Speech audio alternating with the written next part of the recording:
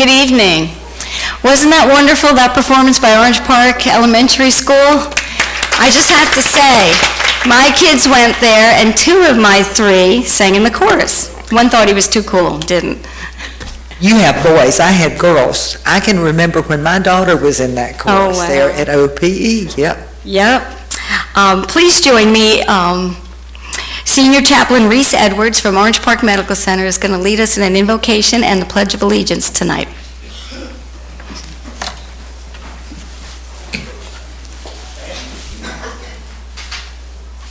Come to the mic. All right. Father, we thank you for a beautiful day. Lord, we thank you for the freedoms that we enjoyed by hearing these wonderful children sing about America. Lord God, we're blessed. We're blessed to be here, to be an American, to enjoy the opportunity to discuss school board meetings and business here openly. Father, we thank you for all the freedoms that you give us each and every day. And I pray a special blessing upon each board member here, the superintendent, all of the teachers and staff here in Clay County. Bless them in a rich way, Father. Give them strength, give them wisdom and knowledge to conduct the business tonight, and that we'll be in harmony and one accord. In Jesus' name, I pray these things. Amen. Amen. If you will join me in the pledge, please. I pledge allegiance to the flag of the United States of America and to the republic for which it stands, one nation, under God, indivisible, with liberty and justice for all. Thank you very much. You may be seated. Thank you for doing that for us. At this time, I'll call to order our regular school board meeting of October 5th. So I'd like to welcome the citizens of Clay County. I take this opportunity to thank you for taking time out of your busy schedule to attend tonight's school board meeting. This meeting is our opportunity as your elected representatives to collaborate openly and make decisions that will decide the future direction of our public schools and the education of our children here in Clay County. If you wish to address the board, there will be an opportunity to speak for 3 minutes. Please fill out a card, which you will find located in the back of the room, indicating the specific item number or topic you wish to speak about, and turn it in promptly. No additional cards will be accepted once the board moves to the public comment section under presentations from the audience. Your participation is welcomed and appreciated. Thank you.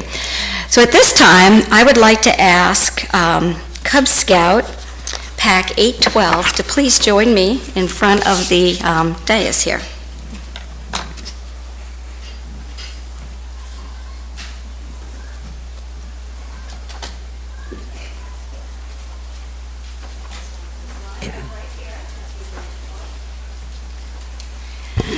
I had the pleasure of being invited to come and meet with Pack 812. Colleen, I don't remember your last name. Valenti.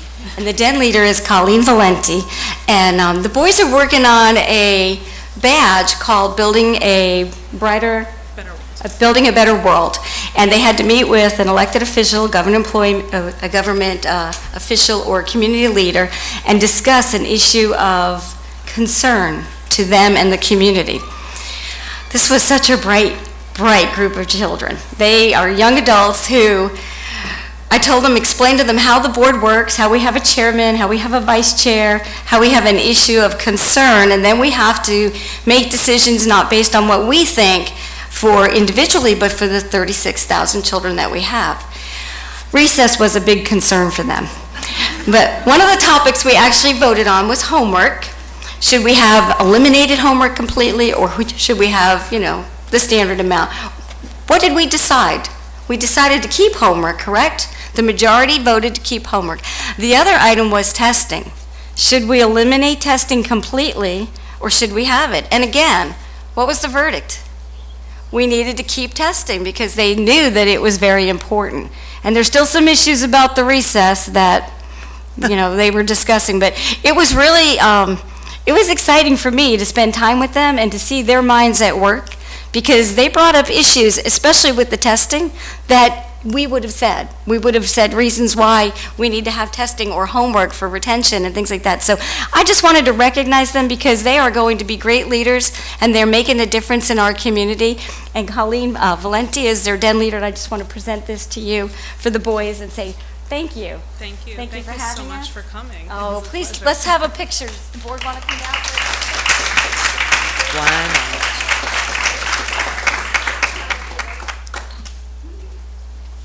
Missing one here, aren't we? Yeah, Ray was missing, isn't he? He's all about Ray. I know, right? Want to scoot in a little closer?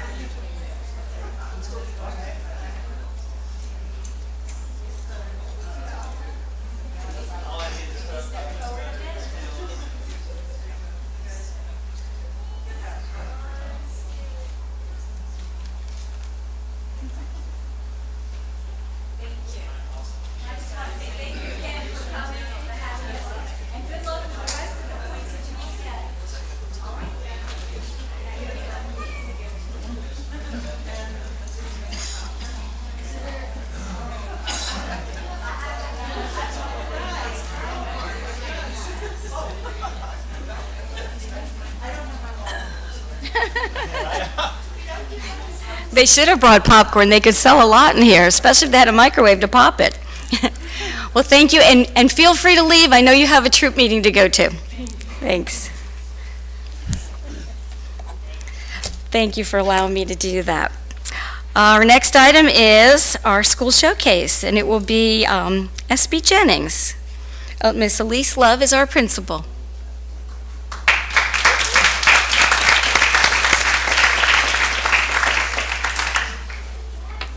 Good evening. I'm Elise Love, principal of S. Bryan Jennings Elementary, and I'm honored to share Clay County's best-kept secret with you this evening. We're a Title I school serving a diverse population. We're 100% free and reduced lunch, and we foster a sense of community, accountability, and growth mindset in our scholars. This year, every student and faculty member received a school shirt to proudly wear, illustrating that we are each an integral part of our collaborative learning community that is SBJ. For several years, we've been a C school, but over the course of last year, 2016-17, the instructional staff and scholars, led by Mrs. Outman and Mrs. Hayward, their administrators, resulted in the increase of a school grade with an intentional focus. The school grade rose to a B, 1 point from an A. So this year we're continuing to learn from our past and paint a brighter future for our scholars as we push SBJ forward to an A. To toot our own horn, just for a second, 61% of third grade and 72% of our fourth grade scholars were proficient in English language arts standards on the FSA. 90% of our sixth grade lower quartile students showed growth in the ELA standards as well, and our fifth grade science FCAT scores were above the county average. So what sets us apart, resulting in this huge rise in instructional performance and student performance? We've served as a model school for the collaborative classroom and transferred those principles across all content areas. Additionally, we utilized LLI to provide intensive small group instruction, rapidly increasing student reading levels. We have several years of SIPS instruction as well, which we have found that combined with making meaning results in really strong foundational skills in our scholars. But most importantly, we make learning fun. We have a very student-centered, inclusive approach where we provide rigorous, engaging instruction that is aligned to standards, while we still continue to differentiate and meet the needs of our individual students. So as we historically looked at our trends, there are some areas that we continually fall short in, and we know that we need to improve in the English language arts, math, and science standards. That told us that we really need to up our game in our small group data-driven instruction. Therefore, this year's priorities and changes to reach our A include daily 40-minute common planning time, as well as weekly PLC opportunities for teachers, addressing and focusing on those 4 principles of effective instruction. We've implemented Lucy Calkins units of study for kindergarten through 6th grade students.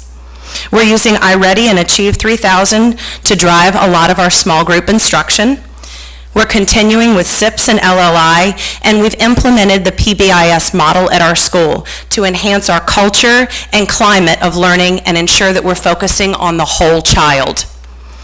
Each of our teachers and scholars also has a data notebook where they are setting goals and tracking progress so that we're increasing our accountability school-wide.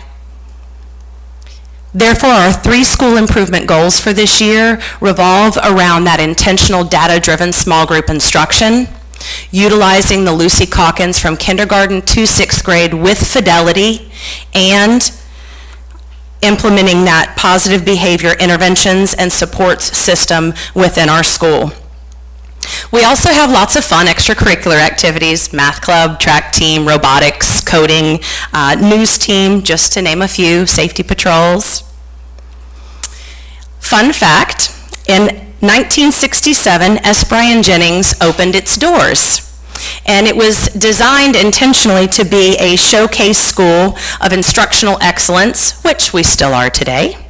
But this year marks our 50-year anniversary, and I'd like to formally invite each one of you to come and attend as we celebrate our service to our community for 50 years.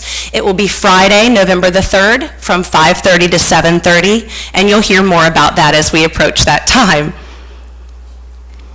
I am a new principal at S. Bryan Jennings Elementary. This is my first year, and I am new to this amazing team. And I hope that you all know what a true gem it is. I have been amazed by the dedication, the generosity, and the love from the teachers, the staff, the students, the families, and our business community partners that have really rallied behind us.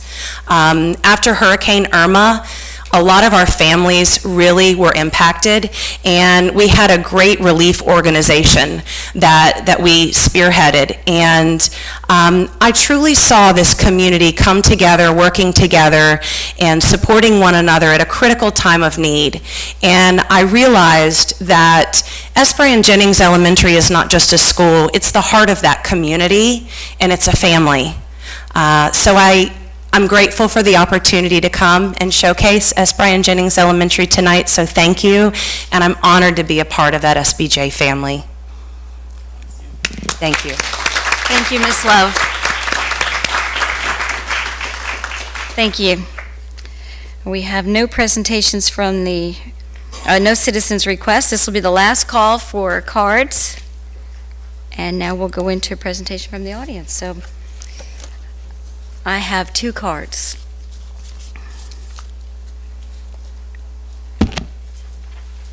The first one is Chris Trahan.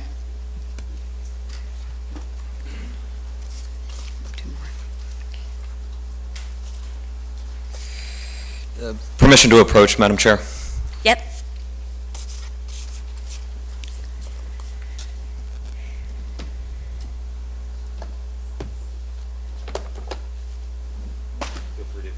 Are you giving us homework? Yes, ma'am. This is our punishment for having him follow Dr., what was his name last year? Dr. Walsh. Dr. Walsh last week. Okay, for the record, Chris Trahan, my address is already on file. Just to clarify a couple of things that I brought up last week regarding the textbooks, the question of the workbooks, I did find them. Obviously, they're there, and I brought them. And I brought them with 2 textbooks out of my class set, and I wanted to compare. And I paper clipped 2 sections out of Module 8 dealing with the Renaissance, so you can kind of compare apples to apples there. And when I first saw the workbooks, there's one word that came to mind, and when I showed them to Ms. Paiva, she pretty much stole my thunder a little bit, and it's Cliff Notes. Okay? That is essentially what that workbook is. It's a glorified version of Cliff Notes. And that's what my students are supposed to take home. Now, the push has been for content-rich, challenging material. How are they supposed to get that if the only book that they have to take home, aside from the online version, if they have it, and I refer back to my comments from last week, is if they're forced to read a book that isn't even at grade level. It's a summary of what's in the textbook. One of the things that a lot of students have when it comes to when they struggle in reading is they don't have the endurance. And the only way that they're going to get that endurance is if we push them and we give them content-appropriate readings, not the summaries. That workbook is a supplement.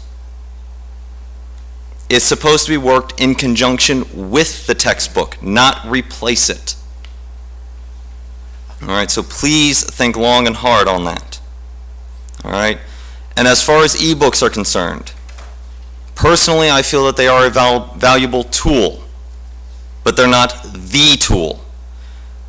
Had a conversation with Mr. Fagan, and he actually wound up stumbling upon research that has been done over the years regarding the effectiveness of digital books.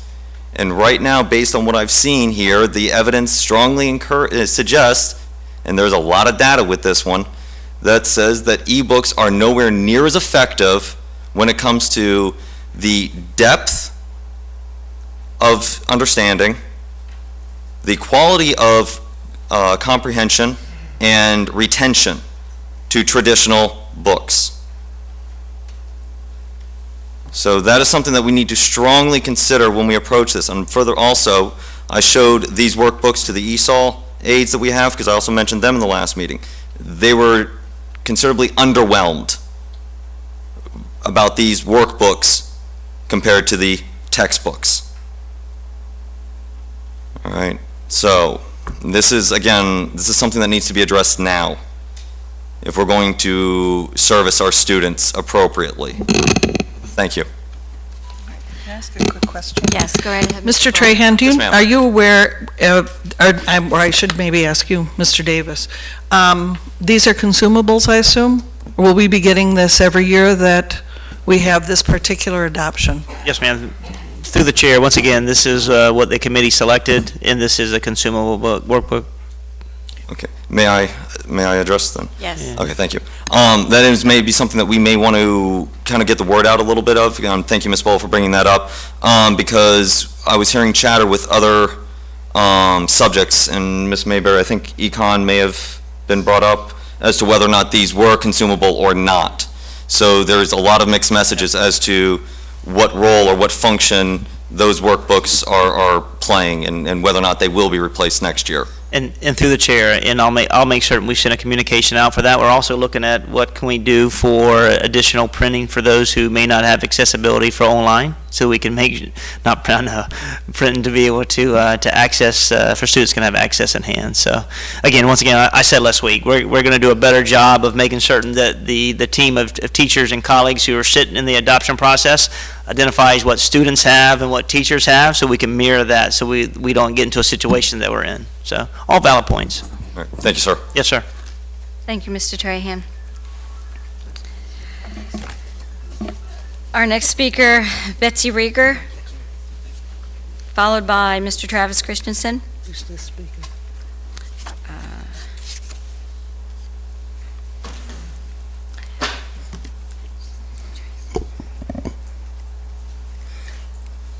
My name is Betsy Rieger, and my address is on file. I'm the director of CCA and CESPA, but more importantly, I'm the mom of Grayson, future robot inventor and current Clay County kindergartner. It's my job as the director of CCEA and CESPA to advocate for the teachers and for the employees of this district. And as Grayson's mom, it's my job to advocate for the very best educational opportunities for him. Fortunately, this job allows me to do both at one time. Those responsibilities often overlap. I want to talk to you tonight about an issue that affects my members and my own personal kiddo, class size. In 2002, the citizens of this state voted overwhelmingly to limit class size in public schools. And in 2010, they voted again to reject the notion that these limits should be based on school averages. Ignoring the voice of Florida voters, our friends in Tallahassee created legislation that allows you the flexibility to disregard the will of Florida voters and use averages to get around the class size limit. So what does that mean for teachers? Some are going to be well over individual class size limits, as long as some others are under. So some teachers are going to be spread very, very thin in overcrowded classrooms, while others have more quality time with their students. Are their evaluations adjusted to make up for this? No.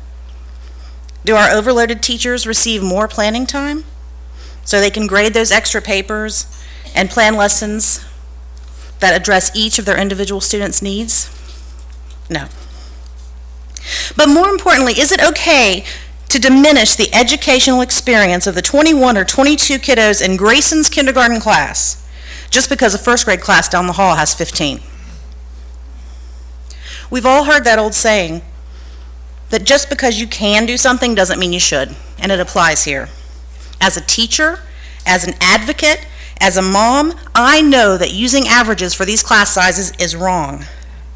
As teachers, we don't stop trying to move our struggling students because our high performers are going to pull our average up high enough. This should not be a game of averages. Every single student deserves the best teaching and learning conditions every single year. Grayson is not an average. He's an individual little person. He tells mean knock-knock jokes. He has a passion for science and robots. I don't think he cares if he ever learns a sight word. At times he's a handful. He's not a data point, a test score, or a number to be fed into your formula. His classroom is over the limit, and that's not okay with me. It's not okay with the teachers, and it shouldn't be okay with you.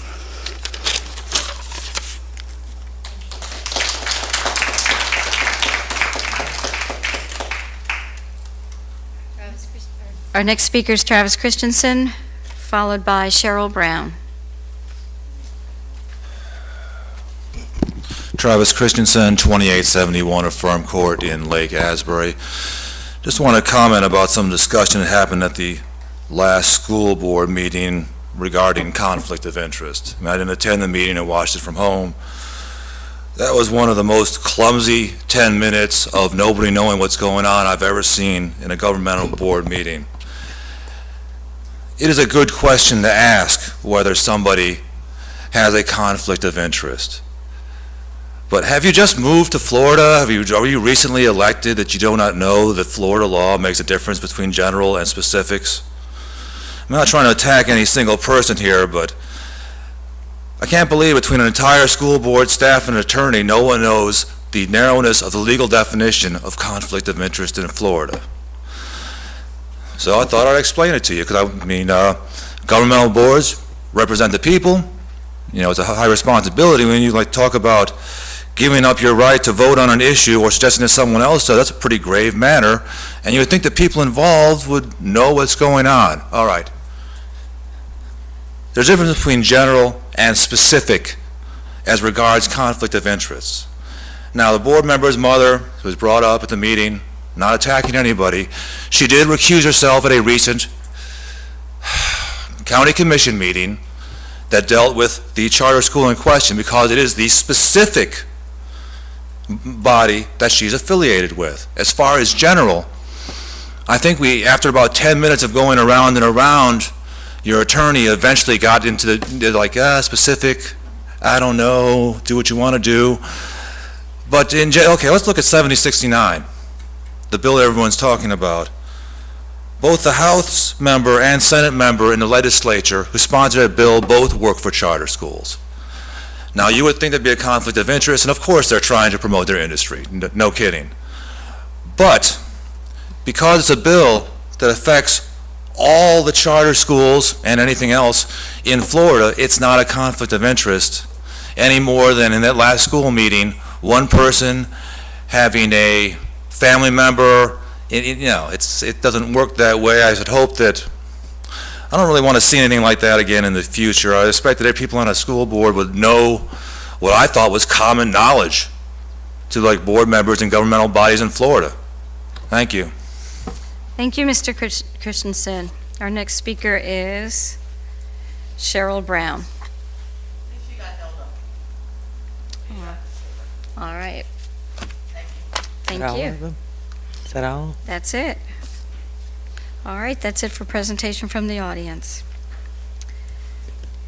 Our next item is the adoption of our consent agenda.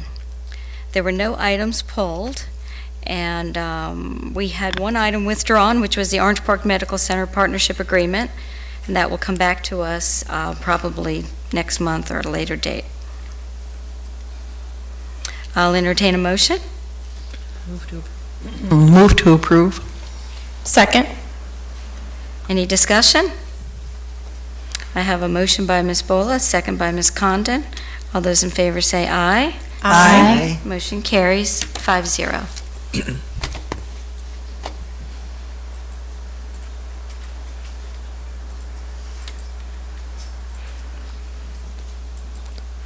Oh, dear.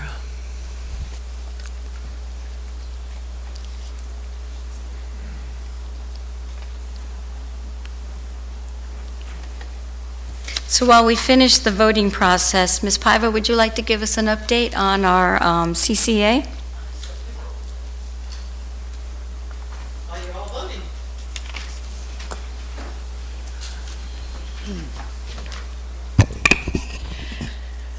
Good evening, Renly Paiva, President of the CCEA. Let me start with saying about First Book, because this is it, the last school board meeting before First Book. We are bringing in 40,000 books, and the setup date is October 20th, and we're going to have a bunch of people. By the way, I've signed you all up to help with the setup. We'll be there. From 12 o'clock to 6 o'clock. They said that we needed like 50 to 70 people. We don't think so. We think Mr. we need 20 to 30, and we can do it, so pretty much. Ms. And, Paiva, Mr. Davis will spend the night and guard the books. Mr. Dieters has already That's what I got got his signed last tent. time, I thought. He's got his tent and his cot, and he's very excited to do it, and he's a Tennessee fan, so he's actually giving up some of his all-weekend Tennessee things. I know Alabama doesn't care, but he wanted to throw that in. The event is the next day, Saturday, October the 21st, from 9 to 10. It's all school board employees. It says teachers, but it's really all school board employees are always asked, come on in, take what you want, and leave. We think we're getting 50 to 60 titles, 600 to 800 books of each title. That's what we think we're getting. So that, and they're also not going to be mixed bags, so it's going to be easier for us to sort. They're coming in cartons with titles. So they've asked us to get tarps, so my treasurer is going out to buy some different colored tarps, so we can put on the floor, because it's too heavy for any tables or anything, so the books are actually stacked on the floor. So we're extremely excited about this. So from 10 to 4 o'clock, it's open to every parent, every child, or anybody. Come and get your books. And, you know, we don't really have limits at all. I just make that stuff up as I go along. I have also told principals when I've gone to schools and seen them, if they were smart, they would get themselves a van and whatever, and at 4 o'clock, any books left over, take them for their libraries. Just go and take them. We do not want to store them. So I don't know, Mr. Davis and I'll be fighting, because I'll be leaving them there. So, you know, possession is 9/10 of the law. So we are extremely excited of doing this. We have a lot of help. St. John's president and both their unions over there are coming. Tracy will be here. FEA is sending people to help. So we have a lot of help, as long as we have the forklift and the pallet things, and I think that Mr. Davis was good with all that, or... Yeah, and through the chair, Ms. Pye, I don't mean to interrupt you, I know it's your time. We will also check, and I don't know the answer to this, and Mr. Hans and Dr. Kemp will be able to tell us, if we have tarps, there's no reason for you to go buy them. We may have Are they tarps. color-coded and cute? Oh, I'm out of that one now. You have to buy those. Not the tarps, Okay, I'll take it all okay? back. I don't want, they've probably been used for, gross, on our clean books. No, that ain't happening. Scratch what the superintendent just said. Oh, Lord have mercy. All right. Now I'll start being mean. There's a discussion item on your agenda tonight about the FEA suing you all. We are the FEA, if you didn't know that. So we're giving you books, now we're suing you. About the Best and Brightest Scholarship on the grounds of age and race discrimination. This isn't about the highly effective $1,200 and $800 or whatever it is. This is about the $6,000. And of course, you know, when people pass laws, they divide us because I'm sitting in a table where all of them get the $6,000. And I never, ever, ever want to take money out of teachers' pockets. That's why FEA took so long with this. We thought that the legislators would wake up and say, it is unfair to test people on their SAT scores. Now, so my thought to you is this: just plead guilty, be done with it, okay? Clay just says, we're guilty, leave it alone, don't worry about it. I took my SATs in 1970 on a slate board. They're still looking for them. I'm pretty sure I was a 99th percentile. I'm pretty darn sure I was, but I can't prove that. So I'm being personally ripped off because of my age.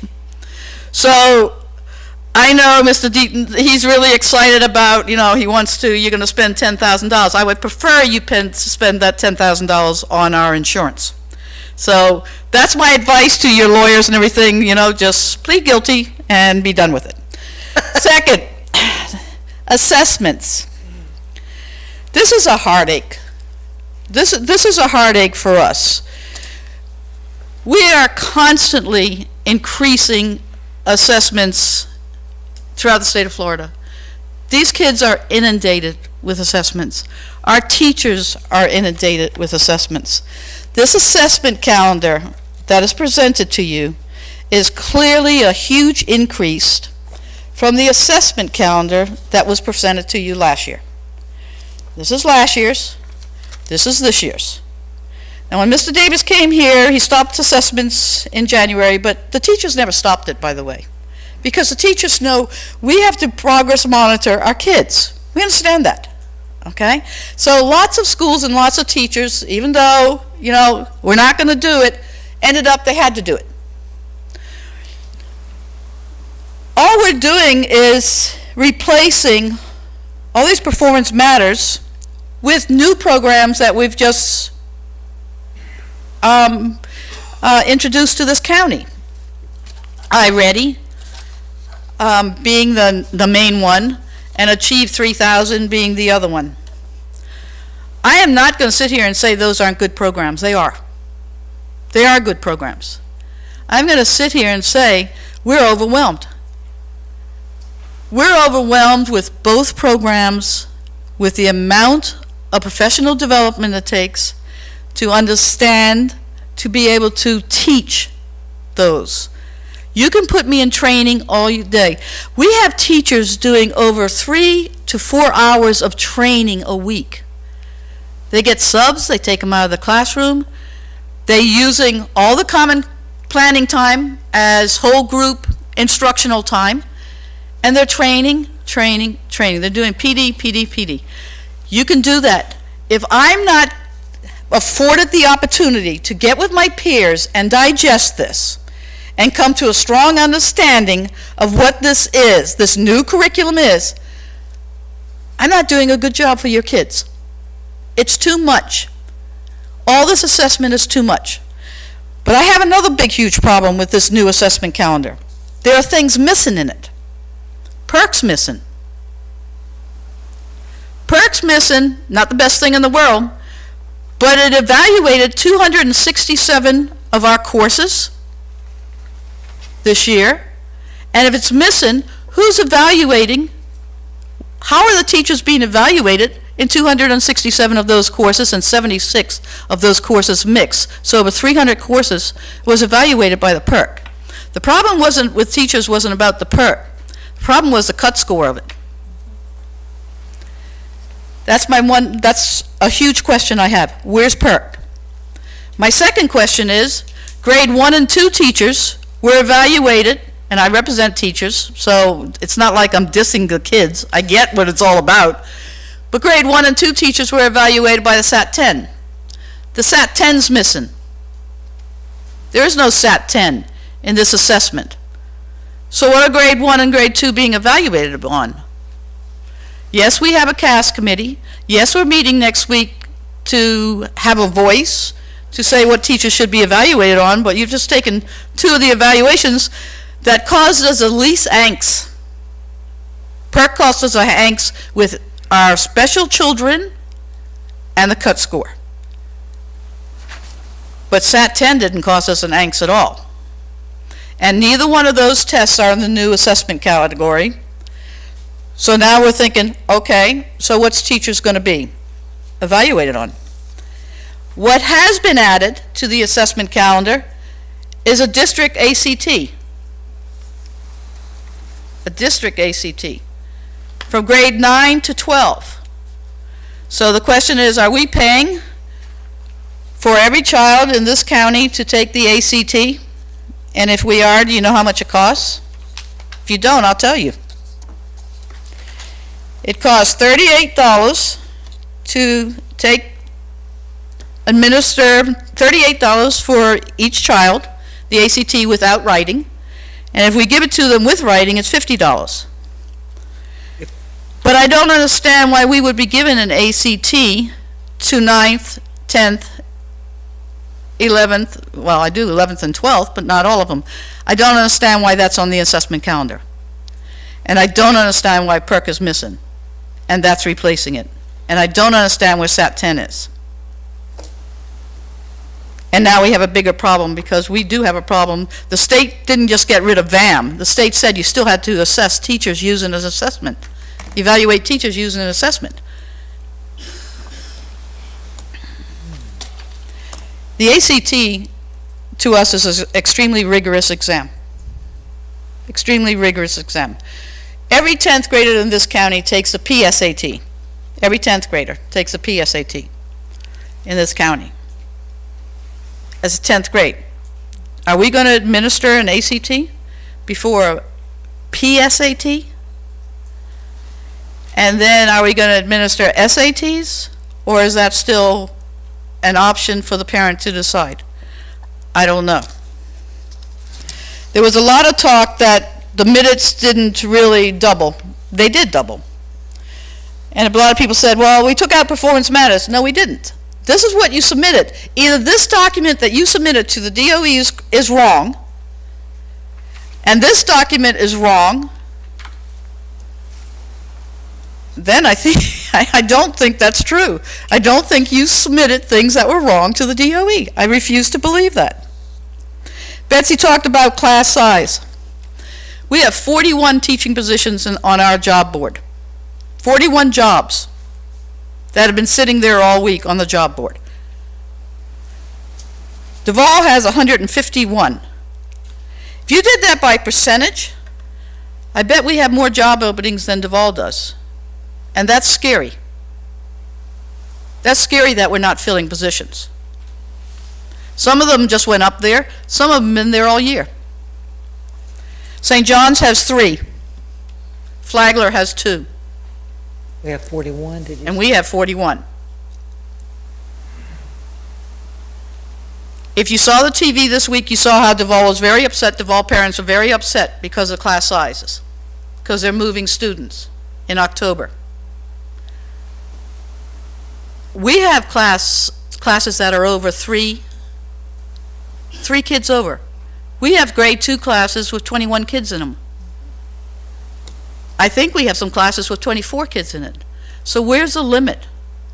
And are we really going to move kids in October, November, and December, and January? Or are we going to combine like Duval does? My niece's children went to Chimney Lakes. Is that what it's called? Chimney Lakes? Yeah. Over there in Argyle. She took her child out because she was in a first grade class of 60. Oh my God. 2 teachers. First grade class of 60. And they're in private school now. 60. And I'm a big advocate for public education. I can't argue. That's my niece. You heard Chris talk about, Mr. Trahan talk about textbooks.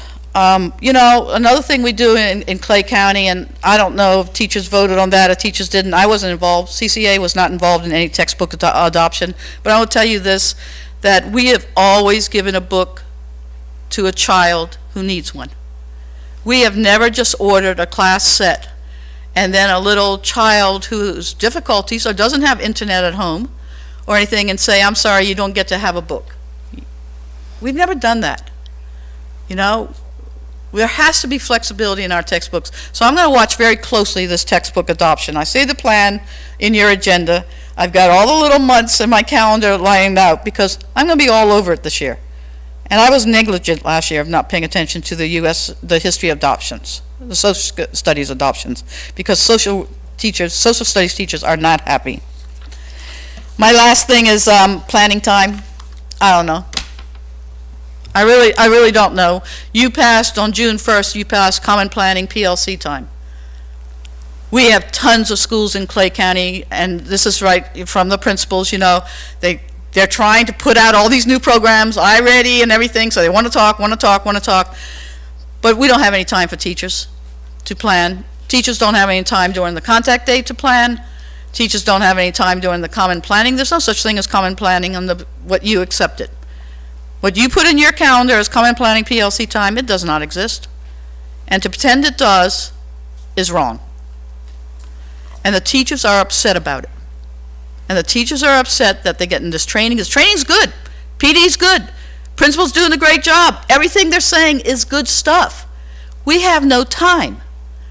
So if you want these new programs to implement, and you want all these new ones, and if you do see a rise in ours, if we do go from 12 to 6, I doubt you know which program took you over, because there are too many variables. And every time we think we've mastered something, we have something else to do. And that's the problem. That's the problem. And somewhere it has to be addressed, and somewhere we have to feel like we're being heard. Fool me once, shame on me, fool me twice. No, fool me once, you know which it goes. That's the way it goes. I'm tired. Bye now. Thank you, Ms. Paiva. At least you weren't throwing it at us. Actually, the lawsuit, like I said,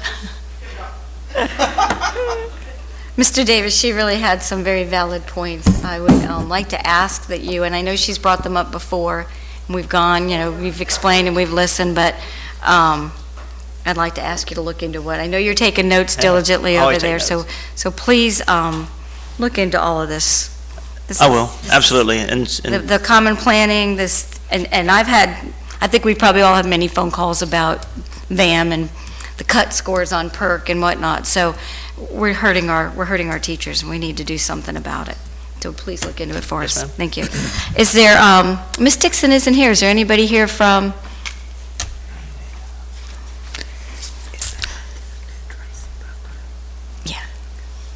I'm going to put on my CESPA hat for a minute. All right. Betsy Rieger, thank you. Teresa couldn't be here, but she sent me a text just a little while ago and asked me to make sure that you understood that CESPA was, with Mr. Davis, providing the transportation for the first book event on Saturday the 21st. We sent out an email with a sign-up form to all of the Title I elementary school principals, and Mr. Davis, you were copied on that as well. Haven't heard anything back from those principals, and we really need to get that data back to make sure that we have enough buses scheduled for the children that need transportation to get to the event. So we set a date of next Friday to get that back, but just want to make sure that they're aware and that's happening. Yep. Thank you. That brings us to the superintendent update and presentations. Okay, so thank you. While we're getting the PowerPoint going tonight, I'm going to talk about the Clay County School District Assessment Outlook.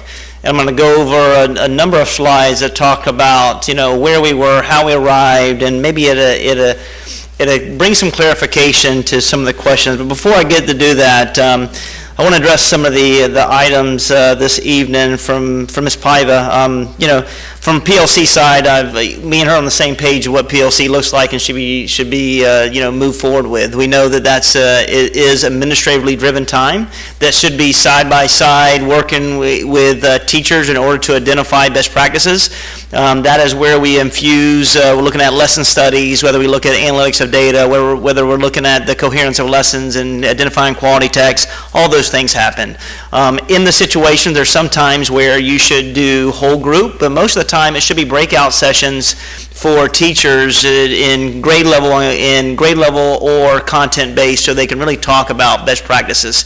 So we've got to understand, common plan during the day is teachers driven completely.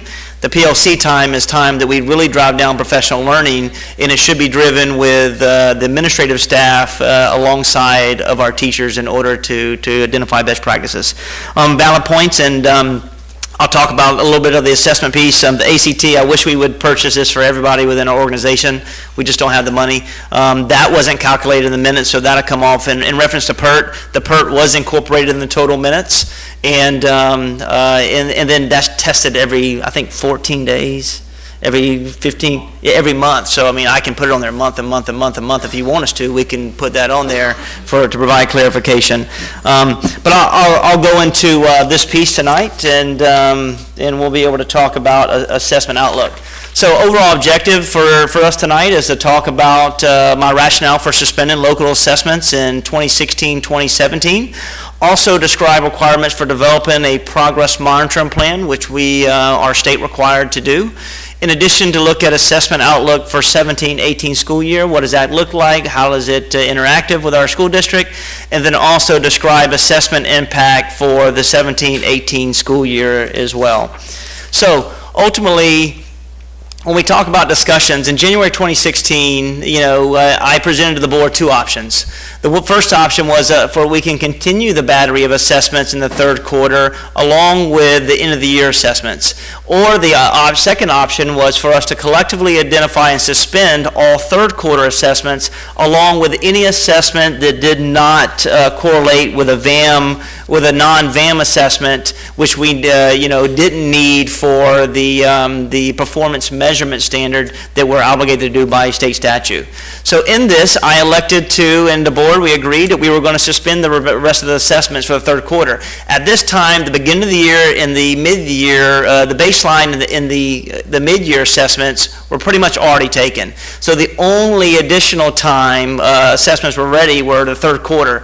And we elected to suspend those because it truly disrupted. It was a poor time to continue assess for our teachers and our students. So we wanted to take that time away and allow teachers really to push in instruction, to work in small group, to allow kids to grapple with information. And in the second part, I elected to suspend assessments is because the inability to validate the alignment and overall effectiveness of our assessments.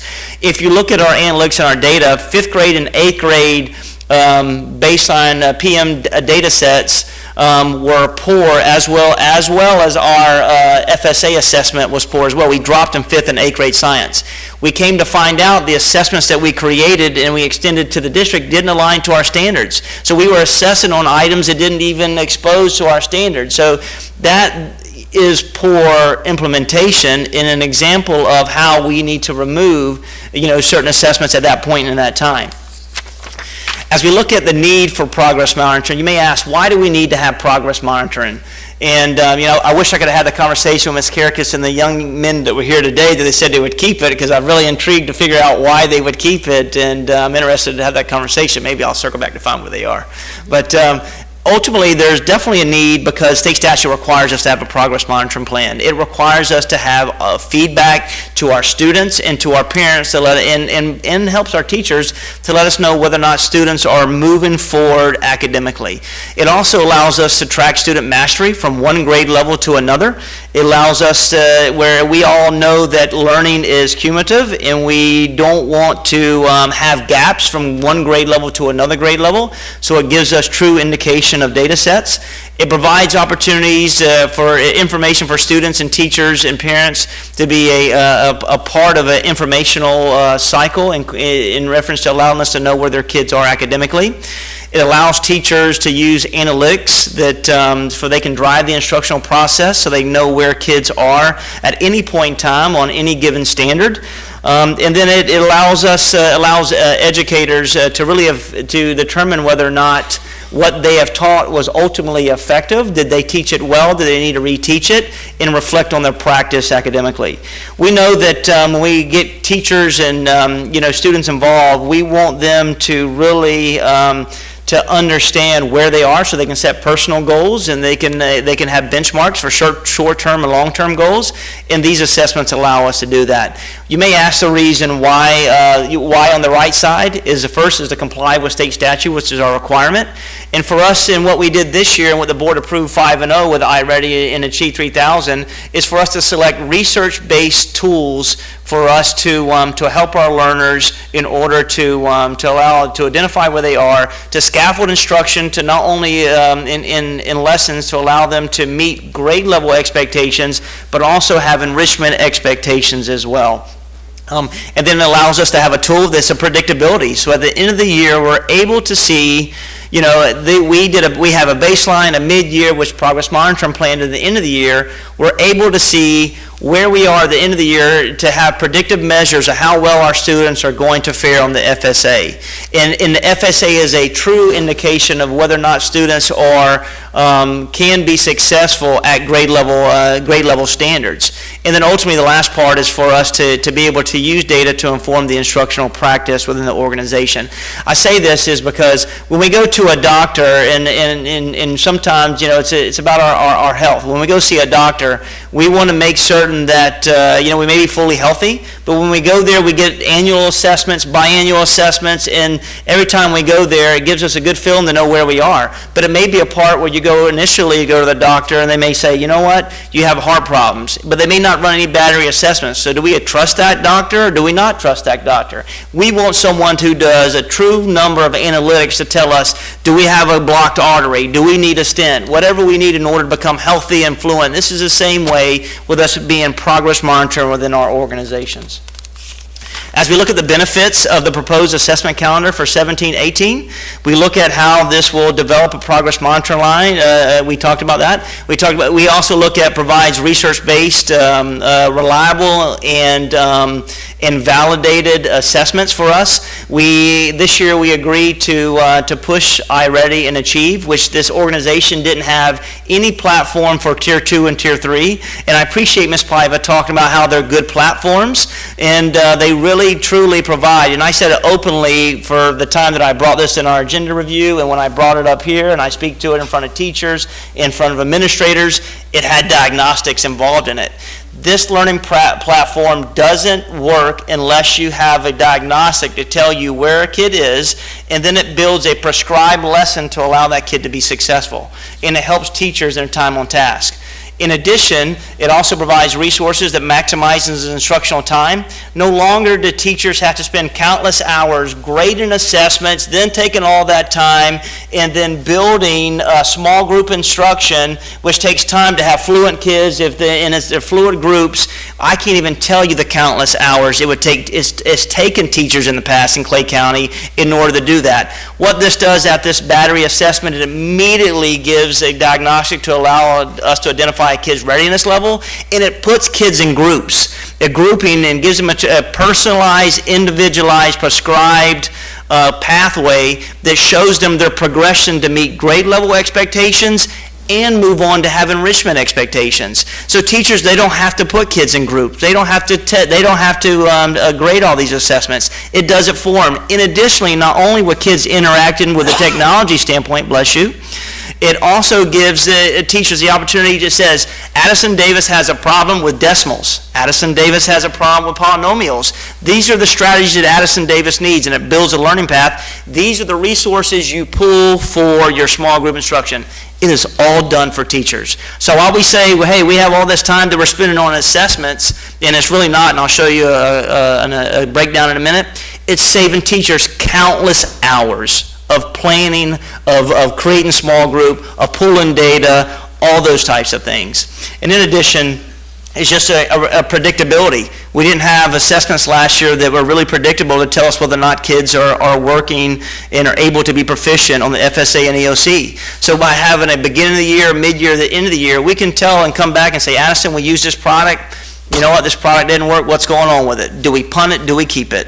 That's why we continue. That's why we put the language in our contracts to be able to determine the overall effectiveness. And at the same time, it provides learning paths and scaffolds instructions for all of our kids. iReady is an adaptive tool, like I said, that identifies strengths and weaknesses.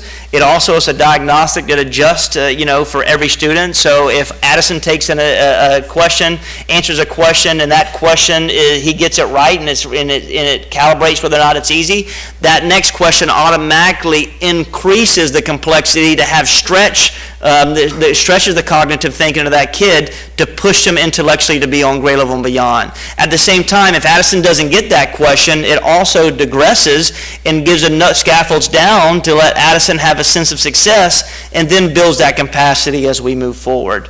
It allows us to have a 30,000, this information allows us also to have a 30,000 feet perspective on where we are as a district. We didn't have informative data that aligns in the past. This allows us to do so and really differentiate instruction, which is difficult to do in a classroom. And teachers can tell you, it's a lot of time to differentiate instruction. It is countless hours. On top of that, iReady, these are some of the things I already focus on. I focus on a diagnostic of really a lot of domains with phonemic awareness, with phonics, comprehension from literal and literature, and then also informational text, which is big. And then mathematics, it talks about the mathematical practices and allows us and helps us measure to where our kids need to be as it relates to being successful. So iReady instruction, you may ask what that cycle of instruction looks like. Well, it looks like this model here, where it not only allows us to have a technology implementation with our kids, where we're teaching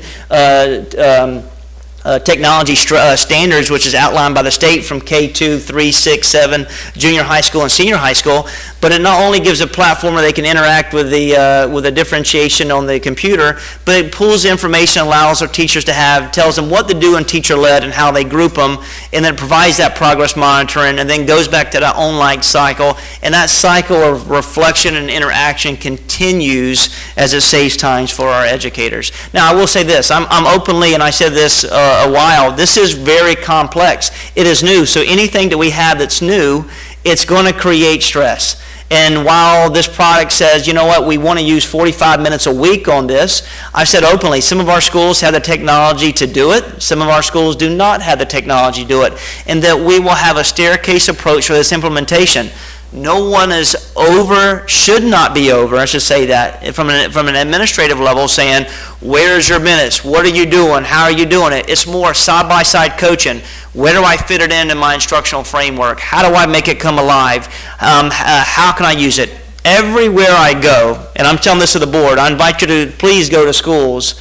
I hear people rave about this opportunity for kids, about how we understand, hey, I may not have the equipment, and we're getting the equipment in the next couple of weeks because we have 6,200 laptops coming and wireless viewpoints, but I see people raving about how this is saving time for them in order to be successful. This is a parent report that teachers can print out and send home. It just tells an ability level of our kids and gives them a indication of where their kids fare internally. This is an example of data sets that we have not had before in this organization, which means that we are becoming more sophisticated in looking at our analytics. This gives us because in iReady we use K3, this tells us where we are, whether or not we're on grade level, percentage below grade level, or above grade level, and it gives us average scores. This allows us to review this information, allows teachers to review this information, and take deep dives to better understand the learning path for our kids. Achieve 3000, same tool. It's a universal screener which measures Lexile.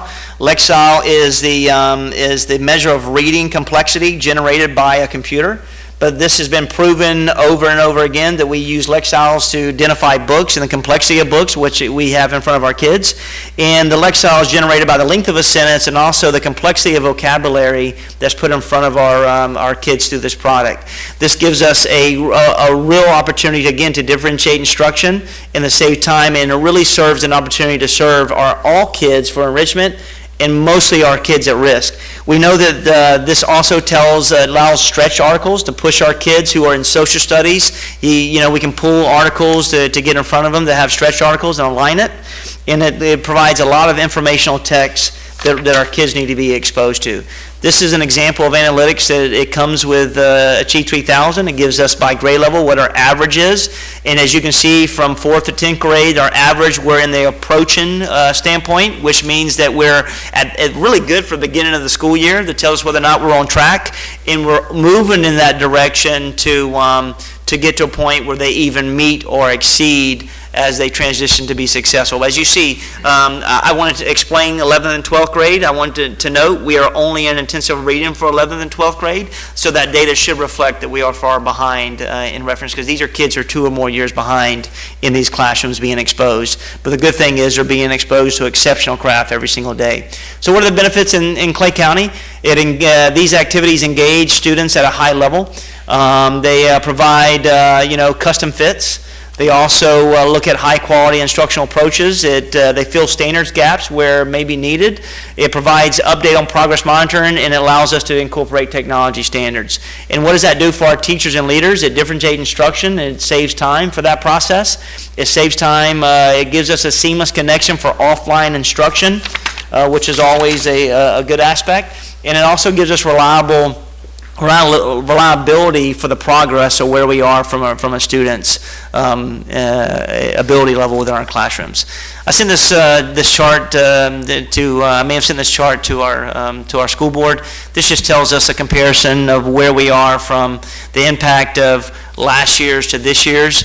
I'll talk about the indication of what was presented to this organization. It just tells you the number of actual days that we are assessing from an internal standpoint and a state standpoint. And this is what I sent recently. And I'm sorry to inform, Ms. Paiva, I appreciate her spirit. What we sent to the state and what we actually implemented in what we approved in this board were 2 different documents. You approved, and I am not looking to look at last year, and I'm not trying to be disrespectful in that process. But last year in kindergarten, I believe that we said that they only assessed for 120 minutes, I believe, last year. And there's no way that it was only 120 minutes. I'll give you an example. Thank you, ma'am. 120 minutes, because you had Clay ELA foundational skills assessment 4 times. You had 3 math PM assessments at 50 minutes apiece. I already blew that number up immediately. 3 times. You had 3 Clay Wrights. So you had so many assessments already in kindergarten that those were 10 assessments that you didn't account for that we approved. I just wonder, we did Clay Wrights and Performance Matters in kindergarten? Oh, yes, ma'am. Fundamental skills. So on top of that, I mean, it goes on to look at the number of assessments. So these are the total number of assessments that we have seen. As you can see, out of the 14 areas that we were assessed, 6 areas the proposed calendar increases. 6 areas 6 areas it decreases, 6 areas it increases, and 2 that stays the same. I want to show you ultimately, and it gives you the time frame of percentage of time that we spend assessing within our school district. So this is something you need to see. So with that assessment, and I say that, this is all information relevant that I've got from the assessment division. So when we look at this, these are the number of assessments that were given in 16-17 and the number of assessments that I am proposing for 17-18. And what I'm proposing is for us to use what the board approved, 5-0, that are valuable, reliable, and equitable assessments for our students. And let me give you an example in first grade. In first grade, we used foundational skills assessments, we used progress monitor math, Clay Wrights, all those assessments. It came up to 9 assessments. What I'm proposing is just to use iReady and Achieve, which gives you a beginning of the year, a mid-year, and some at the end of the year, which tells us we're down the number of assessments you had last year. When you do the totality of this, we're down 25 assessments than we were last year. that we're offering. And if you look at the minutes, if you look at K-12 assessment minutes, from last year, we had 11,000 minutes from K-12. This is not including Title I schools. And then this year, I'm proposing 10,000 minutes, which is a minus of 1,000 minutes overall from K-12. Percent of instructional time, we went from 1.5 of percentage time to 1.39, which is another decrease. And on top of that, while we have this great concern that we had all the local assessments that you did, every one of your Title I schools did iReady assessments. So not only did they do all the assessments that we added for local assessments, Title I school did every iReady assessment last year, beginning, middle, and end. So while we say we test so much, I'm not sure why anybody didn't address that. And me being transparent, I put every iReady, every Achieve, everything I can think of is on the hours. I got to figure out how to put it in there in Sat 10. Got me on that one. Got to figure out that. It's on there. And you know what? Honestly, I could have gave this board and everyone the same what you got last year. And I could have said, hey, we're not going to put iReady and Achieve and all those things on there. But you spent a lot of money on that. I put a lot of investment and said, hey, I think this is valuable, high-quality assistance for our kids and products for our kids. So let's move forward with it. And I was openly and just put it on this test calendar because it's the best thing to do, and it gives us information and it saves times for teachers. So I wanted to give you this information that shows kind of the ballpark of why we're doing more, but we're doing less conversation. So you can have it. And if anyone believes that we didn't do so many assessments, let me know. This is after multiple conversations with my assessment team and looking at data sets. And if we're wrong on this, I'll come back to the next board meeting and I'll put it up and I'll show you where we're wrong and I'll show you where we're right. And then I'll leave you with this. One of the most powerful high-level strategies for improving teaching availables to our students is make sure we have frequent, common, high-quality formative assessments that help students develop agreed upon knowledge and skills. So we have aligned standards, aligned products, aligned work. And that power of assessing that we can't have teaching in isolation, learning in isolation, and assessing in isolation. Teaching drives learning, learning drives assessments, assessments drives teaching, assessments drives learning, learning drives teaching. That's all connected. And this is what you have to have. I am for eliminating as many assessments as I can. I can't honestly tell you that it is best practice to use what we put in this calendar. It is best practice for the work that we have done in order for us to have a better picture of where we are and provide time for our kids. I'll leave you with this. This is a second-year teacher in kindergarten that I was at Grove Park. As you can see, if you look at the top left, you see Principal Boyko working with, this is where you had two groups. Well, Scott Boyko's on the left, Terry Dennis is on the right-hand side. In those two groups, you see that we have a number of groups taking place in small group. This is the beauty of how we do our work. When we say kindergarten can't do the work on iReady, and I will tell you, there's a giant generation gap between everyone on this board, everyone here tonight, and how these learners learn. Don't allow this generation gap to stop the way our learners are progressing every single day. This is an example. This is a pure example. A couple days ago, of two reading groups taking place with small group instruction, while kids are actively engaged, and whether it be the diagnostic or whether it be a learning path for our kids. This is what it looks like. And for us to say kindergarten kids can't do it, I challenge everyone in here not to put your learning path in the way of what these digital natives can do. It is our job to meet them, our job to support them, and our job to educate them. Thank you.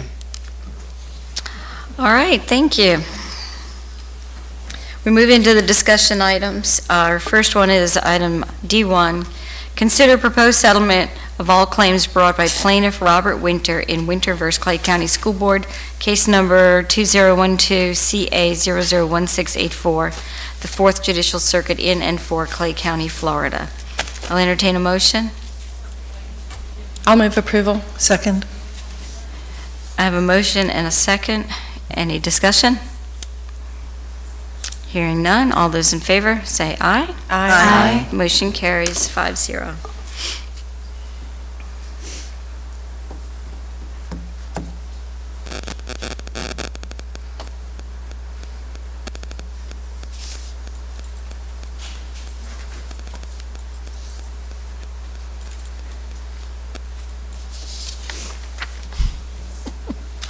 All right, our next item is D2, consider proposed settlement agreement providing for the dismissal of all claims brought by the plaintiff in Dries Homes of Florida versus School Board of Clay County, Florida, case number 2015CA01154, 4th Judicial Circuit in and for Clay County. I'll entertain a motion. Move approval. Second. I'm sorry, Ms. Gilhausen, was that you? I seconded, yeah. Thank you. I have a motion by Ms. Studdard, a second by Ms. Gilhausen. Any discussion? All those in favor say aye. Aye. Motion carries 5-0.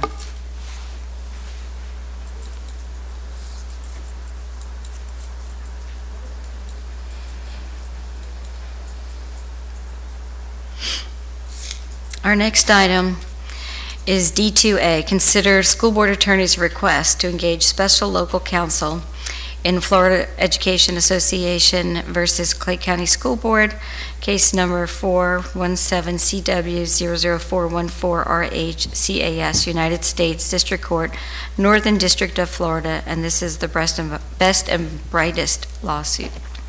I'll entertain a motion. I'll move approval. Second. I'm sorry, Mrs. Condon, was that you, second? I have a motion by Ms. Gilhouse and a second. I believe this is the one that we're supposed to say we're guilty and go on. I'm not admitting guilt to anything. I have a motion by Ms. Gilhouse and a second by Ms. Condon. Any discussion? All those in favor say aye. Aye. Motion carries 5-0. We have several cards on item D3, which is the 2017-18 assessment calendar. I think your superintendent just explained it very well. Our first card is Jennifer Bernhardt, followed by Donna Mace.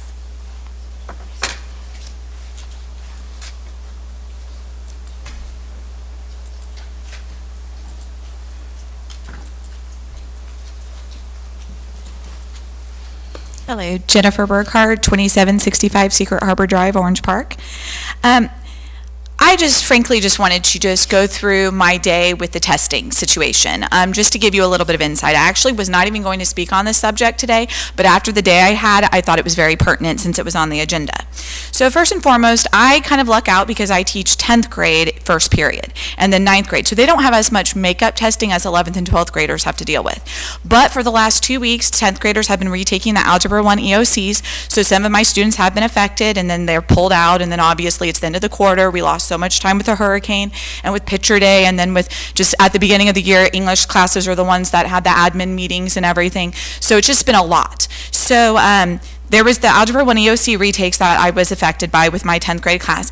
Then I was told, I believe it was Monday, that, hey guys, we're now going to do the PSAT test for all 10th graders in the entire school, and you need to do the PSAT bubbling. So all the English teachers in 10th grade had to spend an entire period, and it ended up taking longer than that. So I'm going to have to continue this tomorrow, where I have to sit through and in my 10th grade English class, go through and have them do the pre-bubbling for the PSAT test, that then they're going to be taken out of my class next week on Wednesday. Since I teach first and third period 10th, most likely, we have not been told the testing time, but I'm assuming it's going to cover those periods. So now I'm losing over a period just to get them to bubble in their name, okay, and answer what their religion is and so forth. All right, and then I'm also going to have to lose a day for PSAT testing, which absolutely does not tie in with anything. So, you know, it's not a concordant score. I mean, you know, it's a pre-SAT. So then I went to my English department meeting today, and I was told just to be aware that upcoming in December, we are going to have the Achieve 3000 midterm, because of course Achieve 3000 was added to the English curriculum. Then we're going to have an ELA mid-year assessment.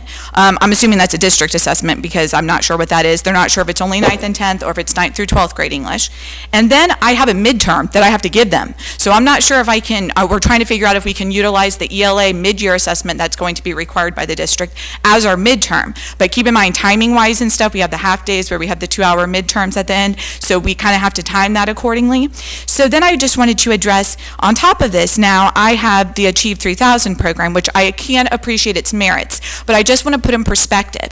I already am on a very strict curriculum that is mandated by the district because of our new curriculum maps, which is a whole subject I'll address probably at the next meeting. But now I have Achieve 3000. So I'm expected to do roughly 2 articles a month. So I calculated it out, not counting August and not counting December. It's, 8 months at 2 articles a month. That takes me an entire day to do an article because I have inclusion students. So they're going to spend, so that's 8 times 2, which is 16 days, which is over 3 weeks of Achieve 3000 I'm expected to do. So it's just a lot, and I just wanted to express my opinion. So thank you very much. Thank you. Our next speaker is Donna Mays, followed by Chris Trahan. Donna? Donna Mays, address on file. I'm speaking tonight on behalf of Opt Out Florida and Opt Out Clay County. And before I even start, I do want to say that teachers have always monitored academic progress in the classrooms. They've always kept parents informed. They were able to do this without computers. They evaluate themselves daily, their students daily. When I go to the doctor, I don't have to go get weighed every day to find out if I'm losing weight. So we need to be careful how much we're asking these teachers to do. I am speaking on behalf of parents that are concerned that the computer programs are gathering personal information about the children, where it's going, what it's being used for. We read a lot about, that kind of thing on the news now, and they're concerned. They also want to know if the assessments on Achieve 3000 and iReady are being used as grades for report cards. And they want to say they don't always want their child taught on computers. That small group thing, that's really cool, but we don't want that to be the only way children are taught. The overemphasis on testing and chasing this test grade has led many of our teachers to have to eliminate projects and activities that provide students with an opportunity to be creative and imaginative. We want that to stay in the classroom. And a concern, our children that are sitting in these remedial classes in high school, I hope that now that we put them into these programs, we're going to track if it helps them. Because I see the same children going through school with my grandchildren who sit in remedial year after year. Year after year, they never sing in the chorus. They never play with the band. Unless we track and see if these programs are effective, we're wasting our time and our money, and we're losing children who could grow up, will grow up, and be productive citizens, but they may not ever be as happy as they could have been because we've always remediated and never allowed them to explore. So I don't want that to happen in Clay County. I want us to watch that. I want us to make sure that the goals we have in place for our students are for the whole child and not just for a test score for our district so we can sell real estate. Thank you. Thank you. Our next speaker is Chris Trahan, followed by Laura Mayberry.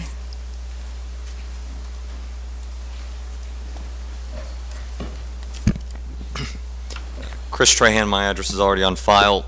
I think I've been up here enough that it's kind of common knowledge that I'm normally not at a loss for words, but for once I actually am. I'm floored at the amount of time that I'm seeing that kindergartners are going to be spending testing. Last year, I'm under the impression that they were at 750 minutes. Now I'm seeing they're proposed for 105 minutes. That's absurd. I think that's backwards.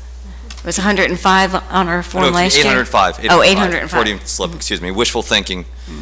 But, I mean, that kind of an increase is preposterous, that you're expecting a kindergartner to spend that much time in front of a computer. That's sad. And then we're looking at an increase with freshmen. Their first year in high school. That is one of the biggest adjustments that they're going to have to make. And we've gone from 1,000 minutes to 1,200. I teach sophomores the better part of my day. I'm now looking at the PSAT. And in the past, with the exception of last year, I was actually pulled out of my first 4 periods to proctor the PSAT. But sophomores don't make up my entire day. I teach a semester course on the Holocaust, which is predominantly juniors and seniors. I don't know if I'm going to be working with them on Wednesday. I lost an entire week because of Irma. That is a huge chunk of time for a very complex period of history in a semester course. And we are being forced to administer a test that, in most cases, based on what I saw when I was proctoring it, sophomores aren't ready for. That does absolutely nothing towards our evaluation, school ranking, or anything. It's a waste of time. If a sophomore wants to take it, by all means, take it. It's there to see if they're ready for the SAT. But it does not need to be a universal test, especially when we're looking at the expansion of Achieve 3000, because I'm already having to compete with that now, too. It's too much. How can we function when we're being spread so thin? With all due respect, back off. Let us do our jobs. Thank you.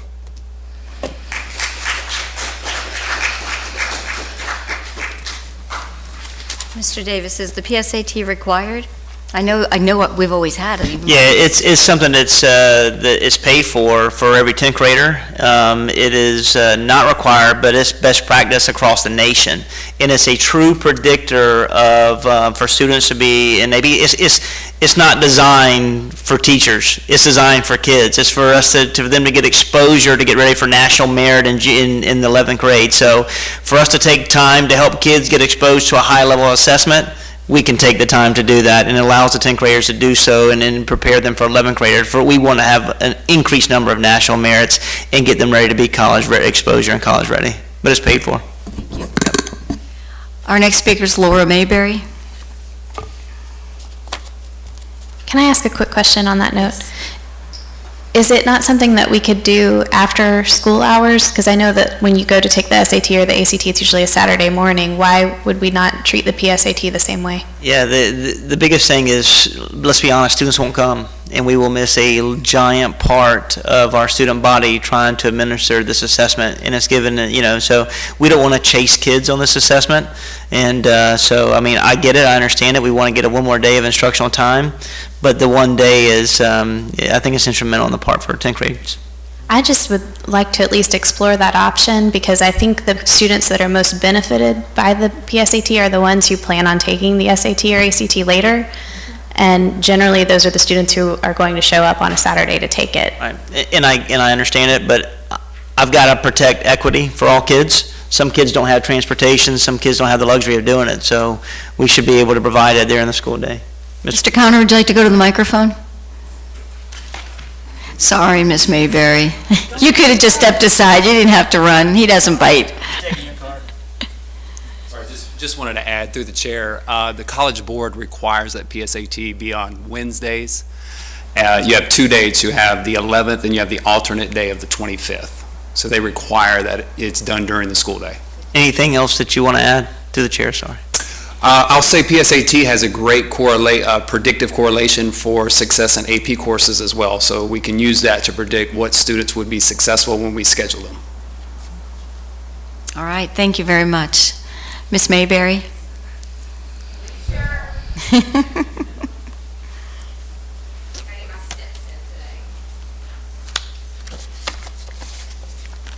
All right, Laura Mayberry, my address is on file. The first thing, I just want some clarification about something in the testing calendar before I complain about it. On page 12, so Mr. Davis, if I heard you correct, we are not administering the ACT 9th through 12th, but we are administering the PERT? The PERT will continue. That was added into the minutes, so the PERT will continue every 30 days. We are not. I wish I had the funding to do ACT, I just don't. So that's maybe that was the mission, should be PERT instead of ACT, so we'll own that mistake, along with SAT 10. Is this going to be edited to reflect that? Absolutely. Okay, Yeah, it won't stay, we'll edit it on the floor.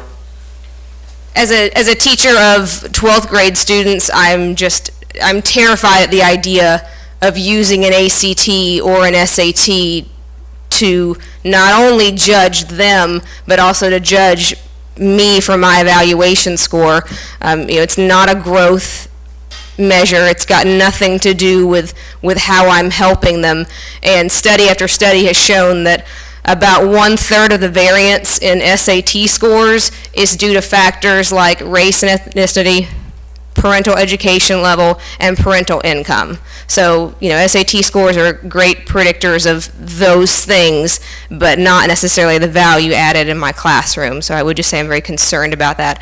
I'm also concerned about, I don't think that college ready is everyone's goal. I think that's an insult to a lot of our kids. I know college is a very broad term. I know we mean a lot of post-secondary things, and I'm not saying that I don't want that goal for all of my kids, but I'm also worried about every kid. I'm worried about the kid in my class that's not their plan, and now they're going to get an ACT score of a 13 back, which is a test they never would have intended on taking whatsoever, and I just worry what that does to my kids. The kids, like Ms. Burkhart was saying, that I haven't seen in several days because they've been doing retakes of their FSA and their Algebra 1 as seniors, so I'm just very concerned about that. So as somebody who's on the CAS committee, so you're saying we can still rely on the PERT being available to us? Absolutely, through the chair, I'm sorry to take your time. Absolutely, whatever, I mean, if that's a part where we agree upon that that's probably a great measure, I'm there. And I know this is your time, and I'm sorry to have this two-way. You can continue, we're not. Okay, and I'm not necessarily saying that that's what we will agree on, because we do have some issues with cut scores, but. Yes, it helps us tremendously. Now, you do know the state's trying to increase that score. Sorry, Amanda. And then just the last, if I could have a couple extra seconds, just because one of the things that I want to say is, I really resent the implication that if I don't think that's a cool kindergarten class, then I must be old. Because I look at that picture and that's depressing to me. And I understand, I have very young nieces and nephews, so I get it. I get that that's how they play and that's how they learn a lot. But I mean, when I was that age, I'm pretty sure I was still eating glue. Like, and now I'm one of Florida's best and brightest, which some people are trying to take away from me. But that was a snapshot of a classroom, but I'd like to know, is that once a month? Is that what that classroom looks like? Or is that once a week? Or is that multiple times a week? I just don't like the implication that if you're not for that, you just must not be tech savvy, or you just must not get it, or you don't want to learn. Because I don't think that describes any of the teachers that I work with. I mean, they're 5. They're like 5 and 6. And I don't know. I don't get it. But thank you. I appreciate your time. Thank you, Ms. Mayberry. All right, so our next item is D3, the 2017-2018 assessment calendar. I will entertain a motion.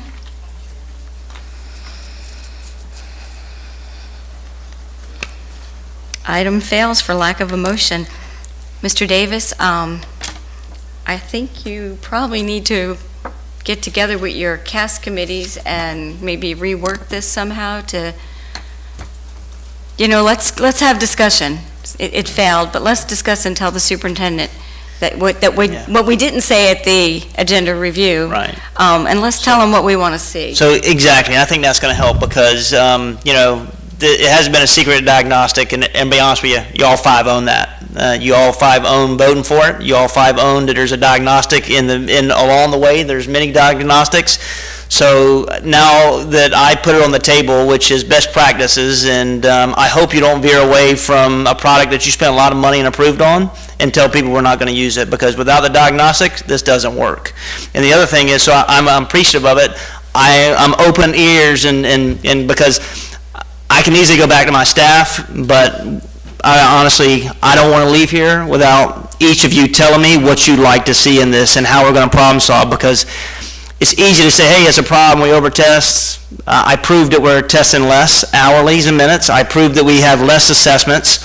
So I'm going to push back on each of you, respectfully and honestly, and push you to tell me what you want to see differently on this document. So I look forward to this conversation. I'll start if you don't mind. All right, go right ahead. I'd like to see a reduction in the number of minutes that we're testing, especially K through 2. That's my personal request. 90-minute assessments for kindergarten through 2nd grade, in my opinion, is excessive. So I'm not opposed to assessment, and I definitely think that we need a progress monitoring plan in place, obviously to be in line with what the state requires, but I don't see why we couldn't trim that down. And, sorry. You and I have had this conversation all week. Thank you for I was calling. listening to everyone who went to the podium to talk about their days. I have to agree with what everyone was saying. There has been a lot that we have introduced to the general population of our teachers, our educators here in Clay County. I understand that the Title I schools did have iReady, that they are very well-versed in iReady, but all of the schools that did not have it are still learning it. And hearing back from teachers and saying, good program, you've heard it from people saying it's a good program, want to use it. It's still a new program. This has not been an easy year for anyone at this stage of the game. I understand the fact that we want to test our investment. This is an investment. It's a huge investment. iReady and Achieve 3000 are things that we've jumped into, that we've said, okay, we're going to trust this. We've talked about the fact that yes, this is a kindergarten class. And it's probably a daily kindergarten class, if I'm not mistaken. And given the opportunity to have centers in my class as a fifth grade teacher, when every fifth grade teacher is going to have 6 Chromebooks. But when I would bring in the one time, perhaps a week, that I could get that computer table or that computer cart, it was huge. Or even just 6 computers, it was huge. The future of our children is indeed going to be technology. I understand that. But teachers have to be able to have the opportunity to digest. And I feel that we're force-feeding a lot of our teachers at this stage of the game. Question about Achieve 3000, ELA, and midterms. If those are all coming up truly, are we doing all 3 of those to the same group of students? That would bother me as well. I would sit back and say, wait a second, can I take a grade from Achieve 3000, which then, if I were a parent who wanted my child to opt out of a particular testing situation, then my child doesn't get that mid-year grade, perhaps, not certain, midterm grade. I understand all of the complexities of this. I've been a teacher who's tested. You and I have had the conversation, and I still came away from this feeling like it's still too much, and I'm not certain what can give. I know we need assessment. I understand the need for assessment. I understand the need that teachers, though, are able to determine how well they're doing. To use the legislative agenda that we have to have a plan generally has in the past for me gone in one ear and out the other, unfortunately. I know we need to take it more, I need to take it more seriously, but I just understand that when you are assessing, it takes time away from actually teaching. And it is, even though it's fewer minutes, I'll use 5th grade as an example, it is fewer minutes, it still is an interruption in the opportunity to teach. Ms. Condon? I was not at the agenda review, and so I have a few more comments than probably everyone else. But I did watch the agenda review, and I took some notes. I didn't disagree with anything that anyone said, but it was interesting. First, I will say, when I refer to a she, there was a she answering questions, and you couldn't see the person on the thing, so I don't know who that was, but it doesn't matter who it was. But I just don't want that person to be offended when I say she, and I don't know who. Anyway, secondly, one of the things that I heard that was concerning, I think there's an overall theme that one of my themes would be, I don't think we're ready. Because one of the things I heard was it depends on the device, and you all talked about touch screen versus mouse, so there's not a consistent method of determining that some of them were school-based decisions, so that was a concern.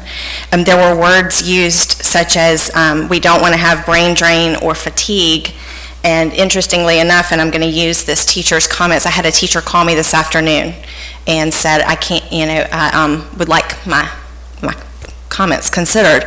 And one of the things that she said that she sees with her kids, which are not elementary age kids, is exactly that you're not getting a good assessment of kids because they're fatigued on testing. So that brain drain and fatigue, they're not giving you the output that's really reflective of where they are. That was a teacher's words, not mine. I think that there's a bigger theme here of an ideological direction, because you want to move, you talk about the digital natives, we talk about moving into that digital pathway. We have a group of parents, I think growing, in our county that don't want that. And we've already talked about losing kids to private schools, losing kids to charter schools, and this is what the parents are looking for with choice. They want to have a voice heard, and so if we as a school district want to go that direction towards the more digital pathway, that's an ideological decision, or if we want to go the other direction, because it directly contradicts, especially at the elementary level, the fact that we fought for the ability to do pencil paper testing. And so now we're doing all these assessments on the computer, and we told the state we want pencil paper testing. It's funny, Ms. Mace, it seems like she was reading my notes, because I had written down diagnostics have always been done, and they've been done on paper. And one of the things that, as a parent, I always appreciated when my kids were in younger elementary school especially, I worked full-time, 60 hours a week. I didn't have time to always go in and meet with the teachers, but papers came home in the backpacks, so I could see what they did on tests. And then if I had concerns, I could call the parent. And one concern that I have on this is, I believe in iReady and Achieve 3000, and that's why I voted yes on those. I think they are great programs. I've talked to, last week I spent with board members from 9 other districts, and these products are used widely throughout the state for a reason. And so I don't have an issue with the products themselves at all, but I have a concern about how are we letting parents see what their kids are being tested on, having conversations. The word diagnostic to a parent can be alarming, and so I think we have to be careful about that. We talked about, Mr. Davis, you talked about about your doctor. One of the things Americans clearly have been for the past 5 years passionate about is being able to choose their doctors, right, with the healthcare debate. And I'm not interested in getting into the healthcare debate tonight, but parents want to be able to choose their doctor. And why do we choose different doctors? Because they provide they meet different needs for different people. Some doctors will spend time talking with you. Some doctors do lots of testing. So I think that it has to be individualized. I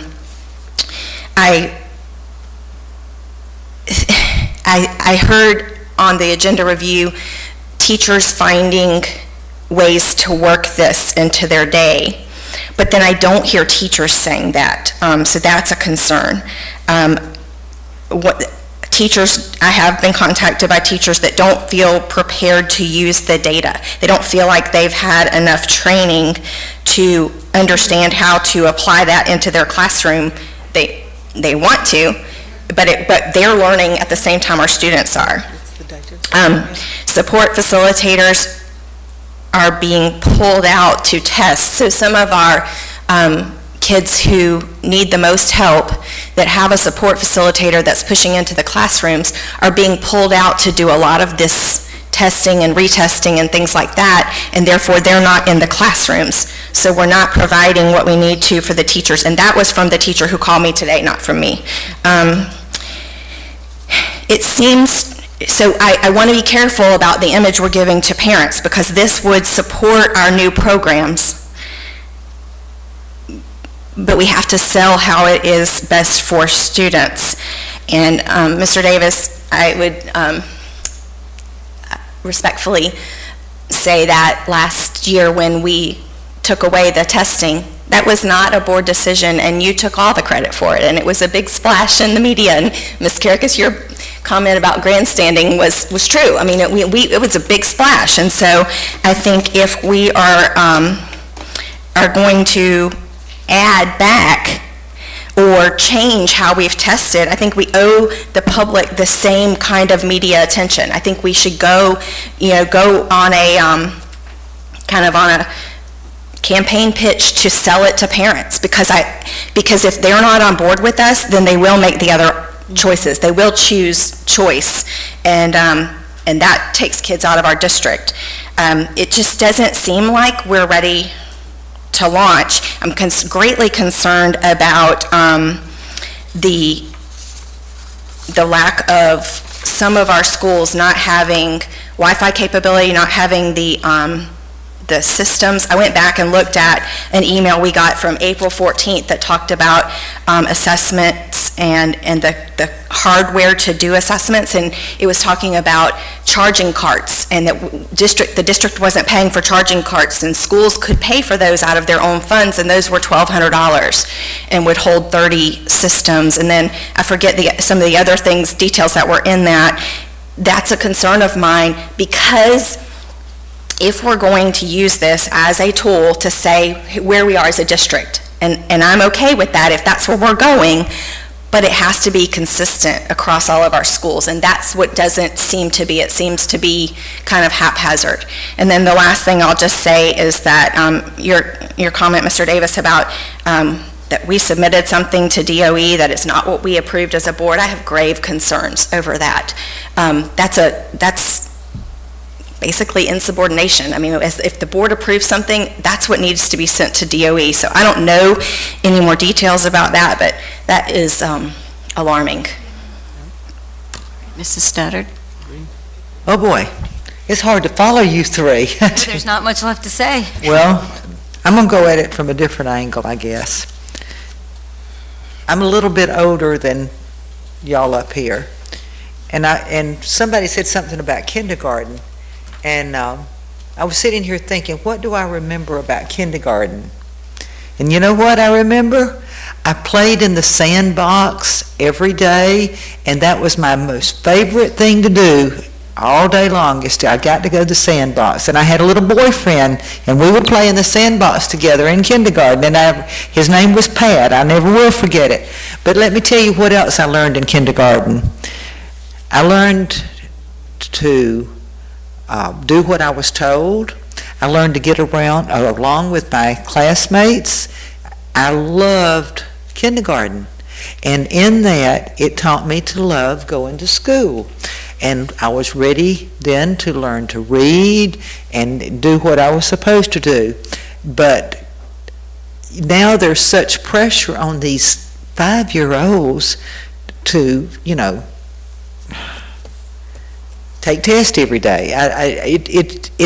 It is kind of depressing. I mean, I know we're in the age of technology and things are leaning that way, but I think education, like a lot of things, the pendulum swings from the left to the right and the back, and we go too far this way, we go too far that way. Somewhere there's got to be a happy medium so that we aren't putting so much stress on our students, our teachers. There's got to be a way that we can do this and live together in peace and harmony. Now, I've wrote notes while y'all were talking, so let me look here just a minute. One thing that I have been told is that with these new programs that the teachers need time to be trained these programs and how to teach them, but they need some time to be trained in how to teach these, and then to have time to actually teach, because they're trained and then they test. So there's got to be a better balance, in my opinion, somehow with this. A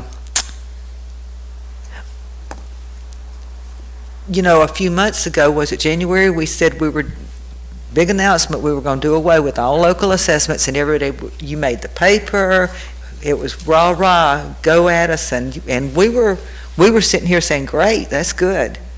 And the teachers loved it. But now it seems like we've kind of gone back on what we said we were going to make less testing, and now we're doing these new programs. And I understand we've got to have some accountability.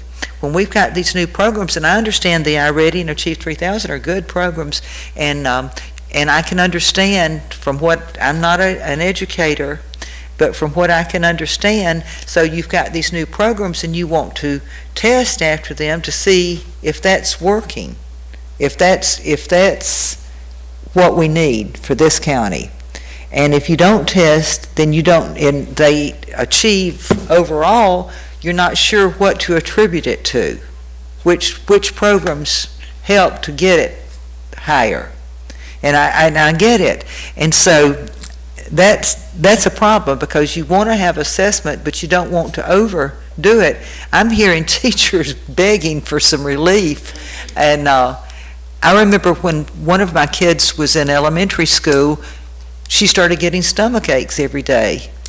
And it was because she was a overachiever, always has been. She's an attorney today. But she put so much self-pressure on herself that she would go to school with a stomach ache. And I don't want to be the cause of little 5- and 6-year-olds, or even, 7-, 8-year-olds going to school scared to death because they've got to take another test. There's got to be a balance here. So,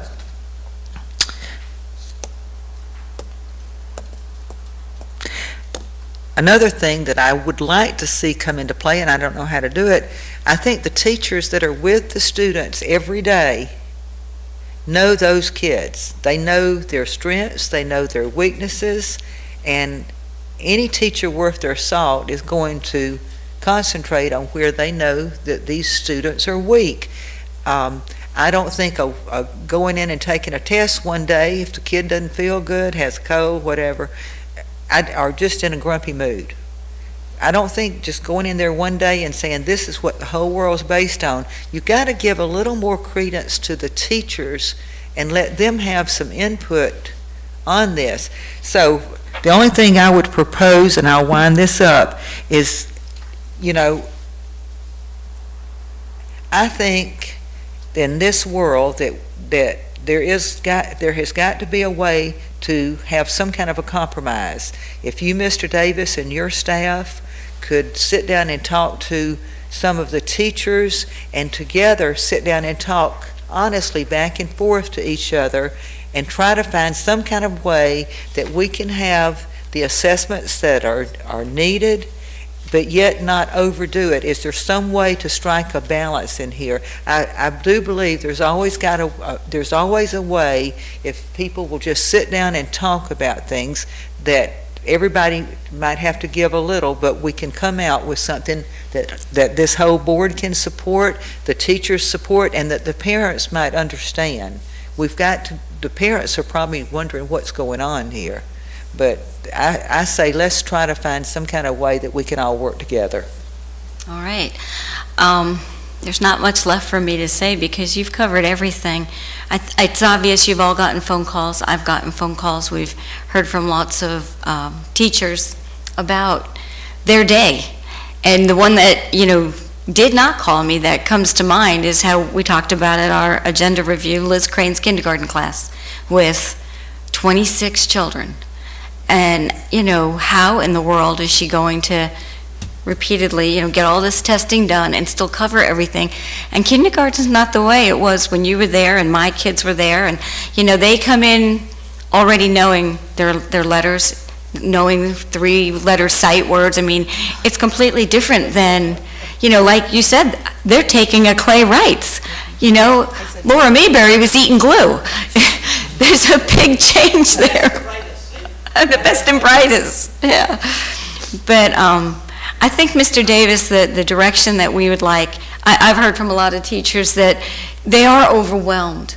And part of it is, these are great programs. Most everybody is happy about Achieve 3000 and iReady. They're thrilled about them, and I understand that these programs come with progress monitoring, and we have to have that. There has to be some type of evaluation throughout the year. I get that. And if we have to keep that, is there something else we can eliminate? Is there something else that we can cut to make it work? Because I think next year and the year after, they may not be so overwhelmed because they'll understand the programs then. And no fault of yours, we're moving so fast that we didn't give enough time for the transition and the training. And I think that's all of our fault. We agreed to take iReady and Achieve 3000 because they are great. And we may not have, at least I didn't realize the amount of testing that would come with it. You guys may have. I didn't realize the amount of testing that would come with these new programs. So I take part of the fault for this. This if there is a way that we can, like Ms. Studdard said, let's work with Ms. Paiva and our teachers and your committee and your staff. This is not a reflection on your job, so please don't take it that way. You are moving us in leaps and bounds, and we are thrilled with it. We're doing a great job. Unfortunately, you don't have a win here with this one because we're all so concerned because we are a family. And our teachers they're the front line. They're the ones that are with these kids, and these kids are stressed out, some of them.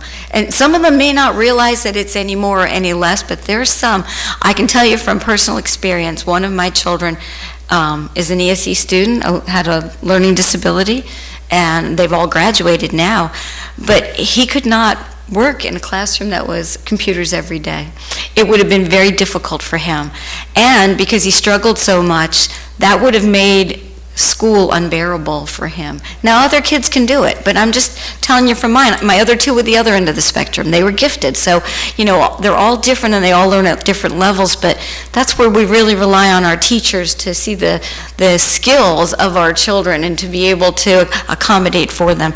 So I would and I think this is what the board wants, and please add if there's something you want to add to it.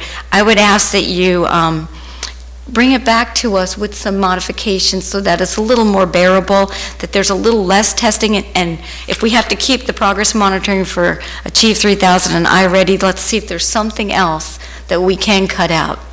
Is everybody okay with that, or are there other suggestions? Well, I just want to clarify, when we approved Achieve 3000 and iReady, my understanding was that it was a supplemental program, that it's not the substance of our instruction.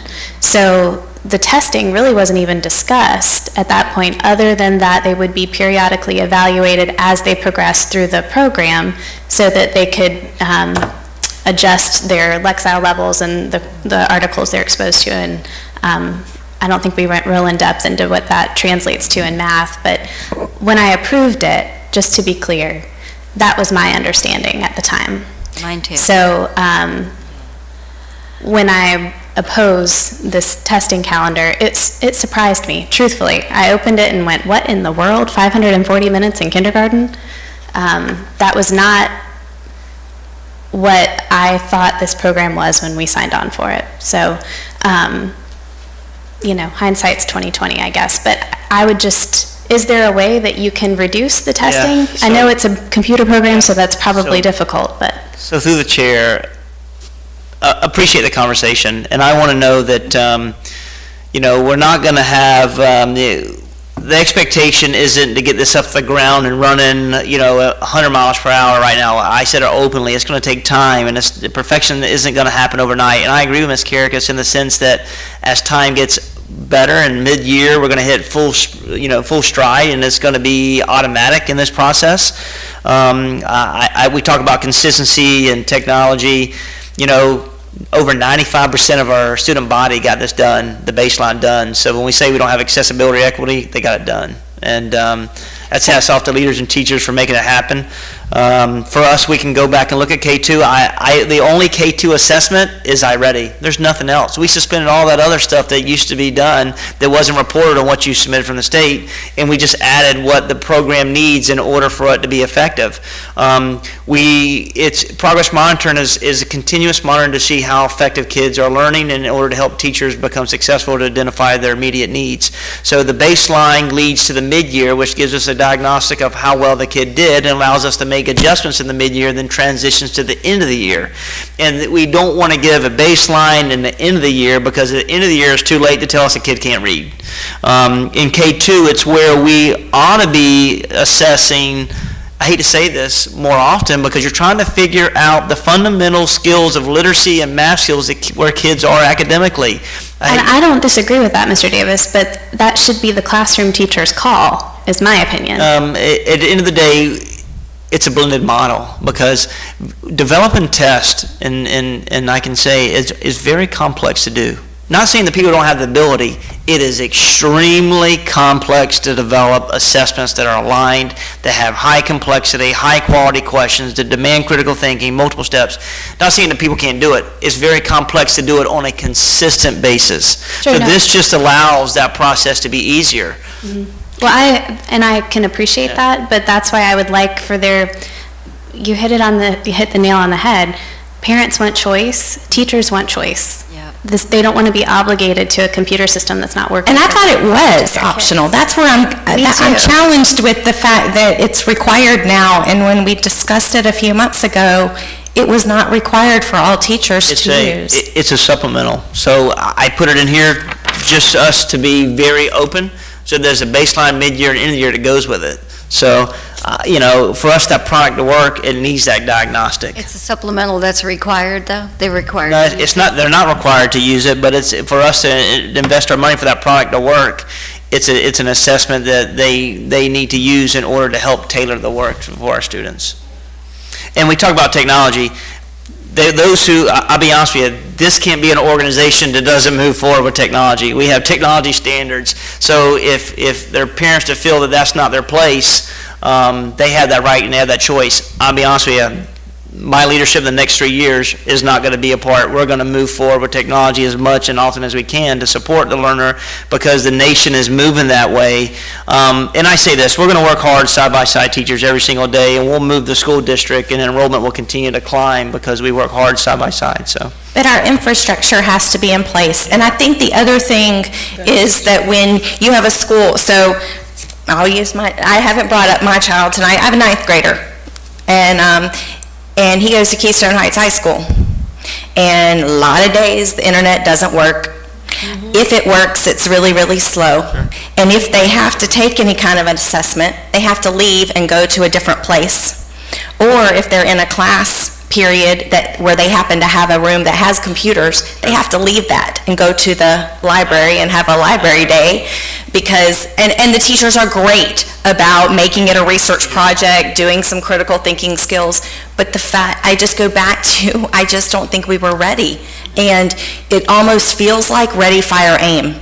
And that is bound to fail when we have 35,000 kids. And so I guess I feel like the infrastructure's not there, and I just feel like we have some mixed messages, and I don't know what's required and what's supplemental, and I thought we approved this as a supplement. I've seen Achieve 3000 in action at Lake Asbury Junior High, and I know it works. I've seen iReady in action at Clay Hill Elementary, and I know it works, and so I'm not at all saying I don't believe in them. I just want us to be you use the word intentional a lot, and I want us to be intentional about this, and it feels like we kind of jumped the gun. And hey, my husband is an activator. That is, we often go and we go fast, but we have to be ready. And so I think that that's our job as the board, to be that balance for you, to make sure that we as a district are ready, because ultimately we are responsible. You're right. Yep. And I don't disagree. I said it openly, the district wasn't ready, and there's going to take time to infuse it and embed that. I believe I said that from day one. And I would tell you that, and when you approved the Dell contract, we have 27 schools in the last couple of weeks since you approved it that are ready with hotspots, and then the 6,200 units have arrived as well. So, where you had a plan, let's just say 11 months ago, that you were going to do all this in 2020, we're going to do it in the next 2 months. Well, that's great. We're moving like we want to in the right direction, which is what we want. So let's work with our, staff, Ms. Paiva, the teachers, and let's find a happy medium that we can all live with. Yes, ma'am. Because, we're all concerned, we want our teachers to be able to teach in their classroom. They are the experts, they know their kids, let's let them do their job. But I understand we still have to have these, assessments. Last January, when you did eliminate all assessments, you had consensus from the board. It was not board action. We didn't vote on it, although we do own curriculum and we are responsible for that. And I was just as surprised when I saw this assessment calendar, because I thought we eliminated all local assessments, and we were just doing, the state required. And when I saw this, and Ms. Gilhausen pointed out the difference in the minutes at that agenda workshop, I was shocked. I really was, I'll tell you. And so I'm glad that we've had this conversation and we've given direction. I have one request. Yes. Since we're probably going to take this up again, could we have a breakdown? I have the slide in my, it's on our workshop from January when we took this up. It was one of your slides, Mr. Davis. And you go K through 12 and total hours tested and percentage of hours over the year tested. You have it, I think it's the last slide in that show. You want that? So is that the one that you're saying is not accurate? Yeah, the one that was referenced, I won't say, the one that was referenced in the agenda review, that is, that's not accurate. It doesn't have everything that we implemented in the school district. So, but then again, and I'm sorry to link through Mr. McCauley, I'm sorry, you're over there. I think the one you're referencing was October, it was last year at this time, that had like the 105 minutes. The for one that I'm kindergarten, right? referencing was January. Was it January? So it was a slide that you put together, so I would assume that you know which tests went into Correct. compiling those I minutes. probably just came in and used what you had on the testing calendar, so I probably copied and pasted that. Okay. As 10 months later, evolving and knowing what you put on that, what was approved on that document and sent and what you actually did, there's major discrepancies. But I don't believe that you have to put everything on the assessment calendar that you push to the state. So it may have been one of those that they had local assessments and they didn't put it on the testing calendar that was approved, but it should have come to the board, anything that they have done, all the Clay Wrights, all the PMs, and it's clear. I gave you data tonight that it wasn't on there. We tested 465 minutes last year in one grade level and plus 550 at a Title I school. So you tested 1,000 hours in I think it was a first or kindergarten. It wasn't approved. Now that's too much. So. Can I ask one more question? I've gotten that there's some confusion, and I don't know if the confusion is parents or what, but how we are going to place students for the following year, because things change. So parents are sent home a sheet with their student for, I would say, grades 7 up, I think. I don't know if all schools below that select courses, but your child has courses for the next year, and then their teacher has to sign off approval for what they're going to have.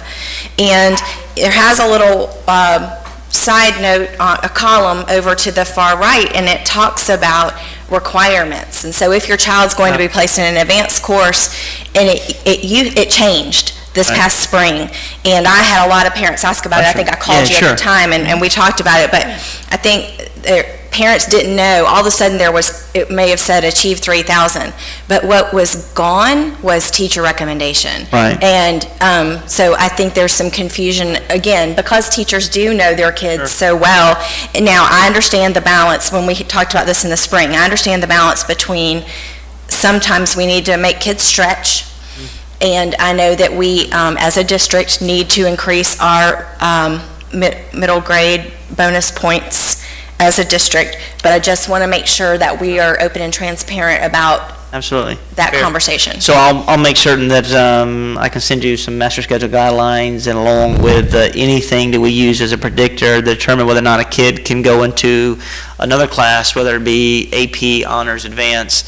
We never want to take out teacher recommendation, because teachers, they know how well their kid can be pushed or not.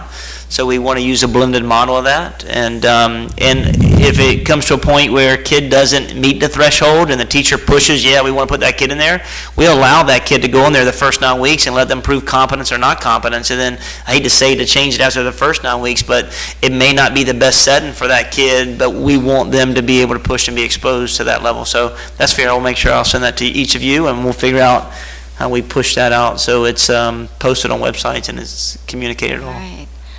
And any further discussion? We're ready to move on? All right, Mr. Davis, thank you for being part of the team and working with us. We, we're only going to make our district better when we all work together, so I appreciate it. I know it's never good to put something on and have it, but our next item, Human Resources, Special Action, we have none. And public hearing to approve as advertised the Instructional Resource Manual. Move approval. I'll open up the public hearing. Is there anybody here that'd like to speak on that? Okay, I'll wait. Hearing none, I'll close the public hearing. I'll bring it back. I'll entertain a motion. Move approval. Second. I have a motion by Mrs. Studdard, a second by Ms. Condon. Any discussion? The only thing I'd like to say is I really appreciate how this was presented with the updates and the different, thank you. Since I wasn't at the agenda review, I wanted to say that. That's fine, absolutely. Any further discussion? All those in favor say aye. Aye. Motion carries 5-0.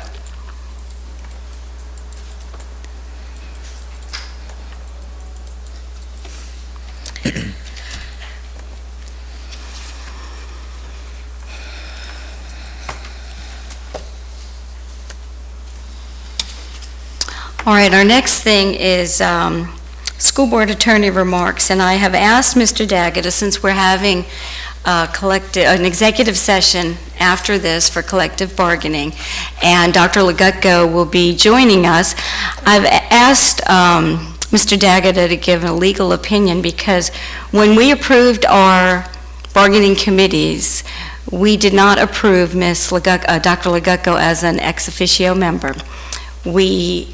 It was in the summary, but it was not on either of the backups.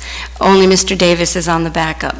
I've made phone calls, I've read Mr. Daggett's Attorney General opinions, and from what I've been told from FSBA, Dr. Legutko should not be sitting in on this session. I have no problems with her being part of it in the future, but we have to have taken action. And this was not brought with enough time to be placed on the agenda with the 48 hours notice. So I asked Mr. Daggett to get a legal opinion, and he has come back with another one. And so I'm going to turn the floor over to Mr. Daggett.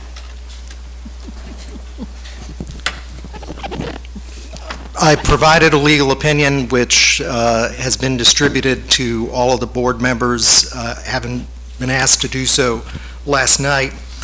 On the issue of the attendance of the assistant superintendent,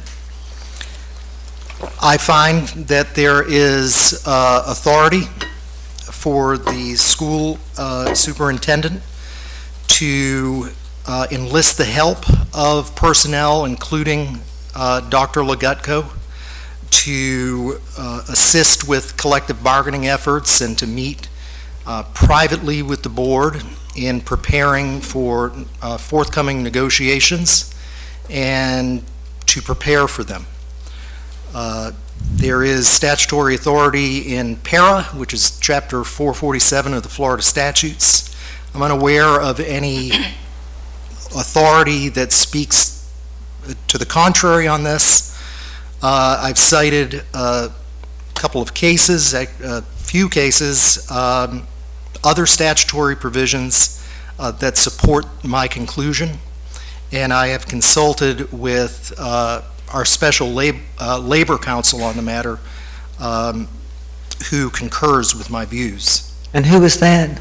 Leonard Dietzen. Dietzen? Yes. Okay. And I just have one question. Was Mr. Dietzen aware that we have not voted Dr. Legutko as an ex officio member of our teams?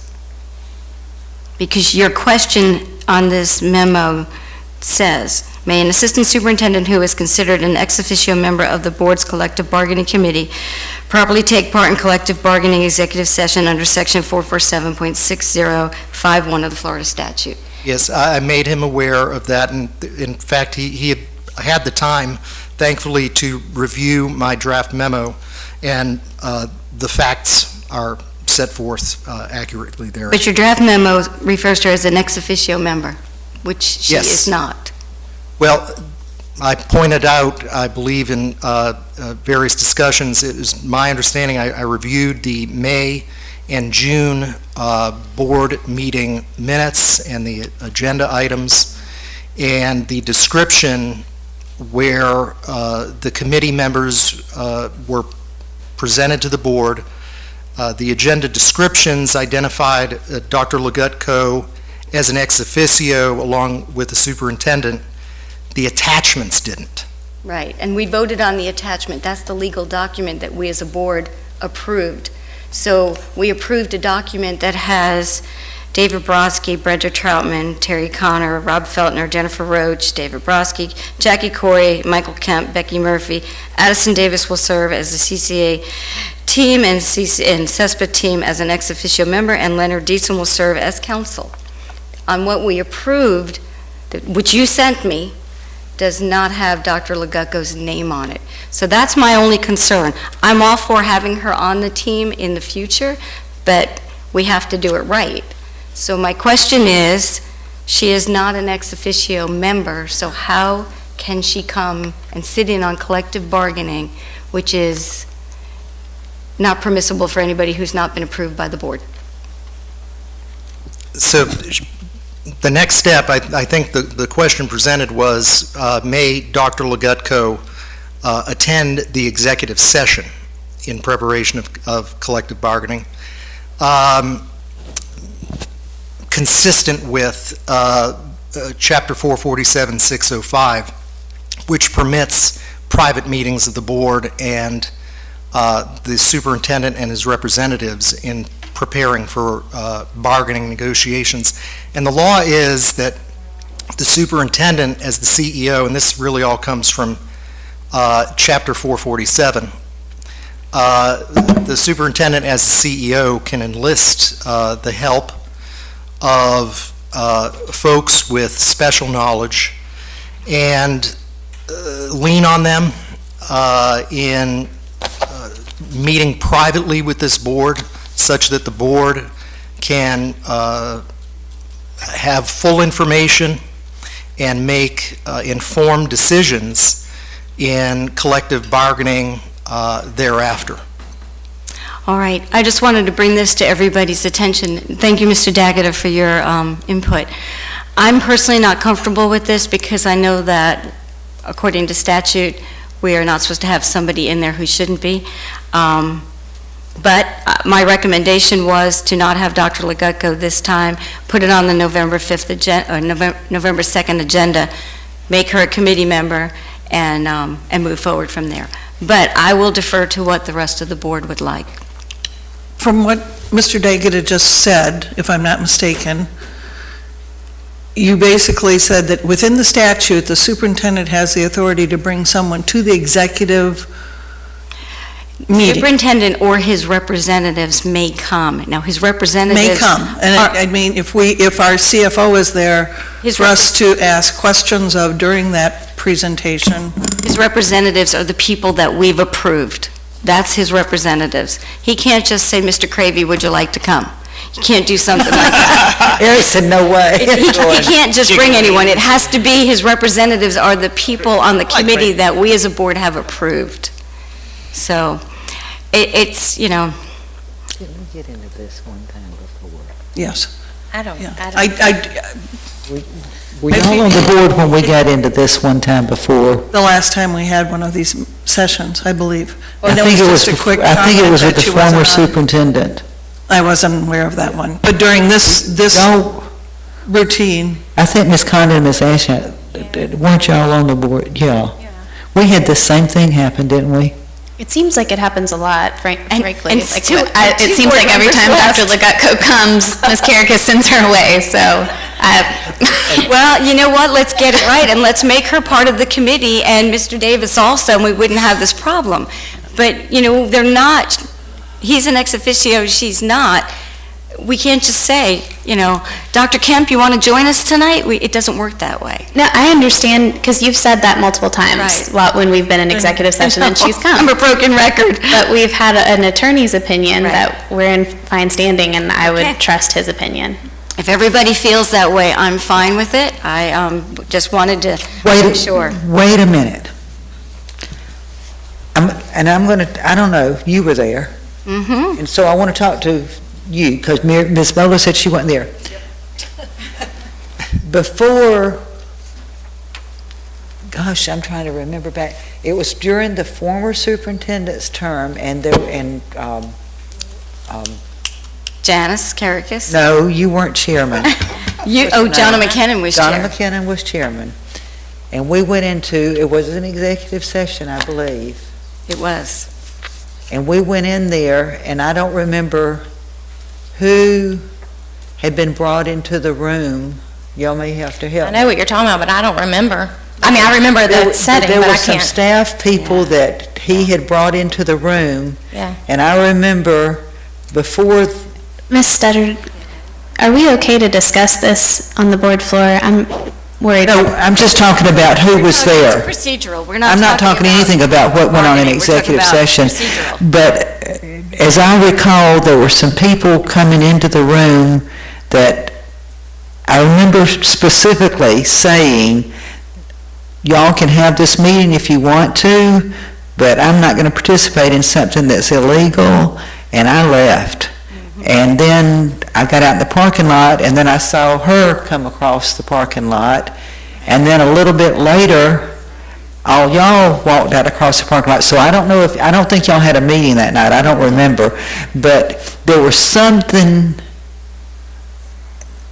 that I can't remember, and maybe y'all could have, but there was 1 or 2 or 3 people coming into that room that should not have been there.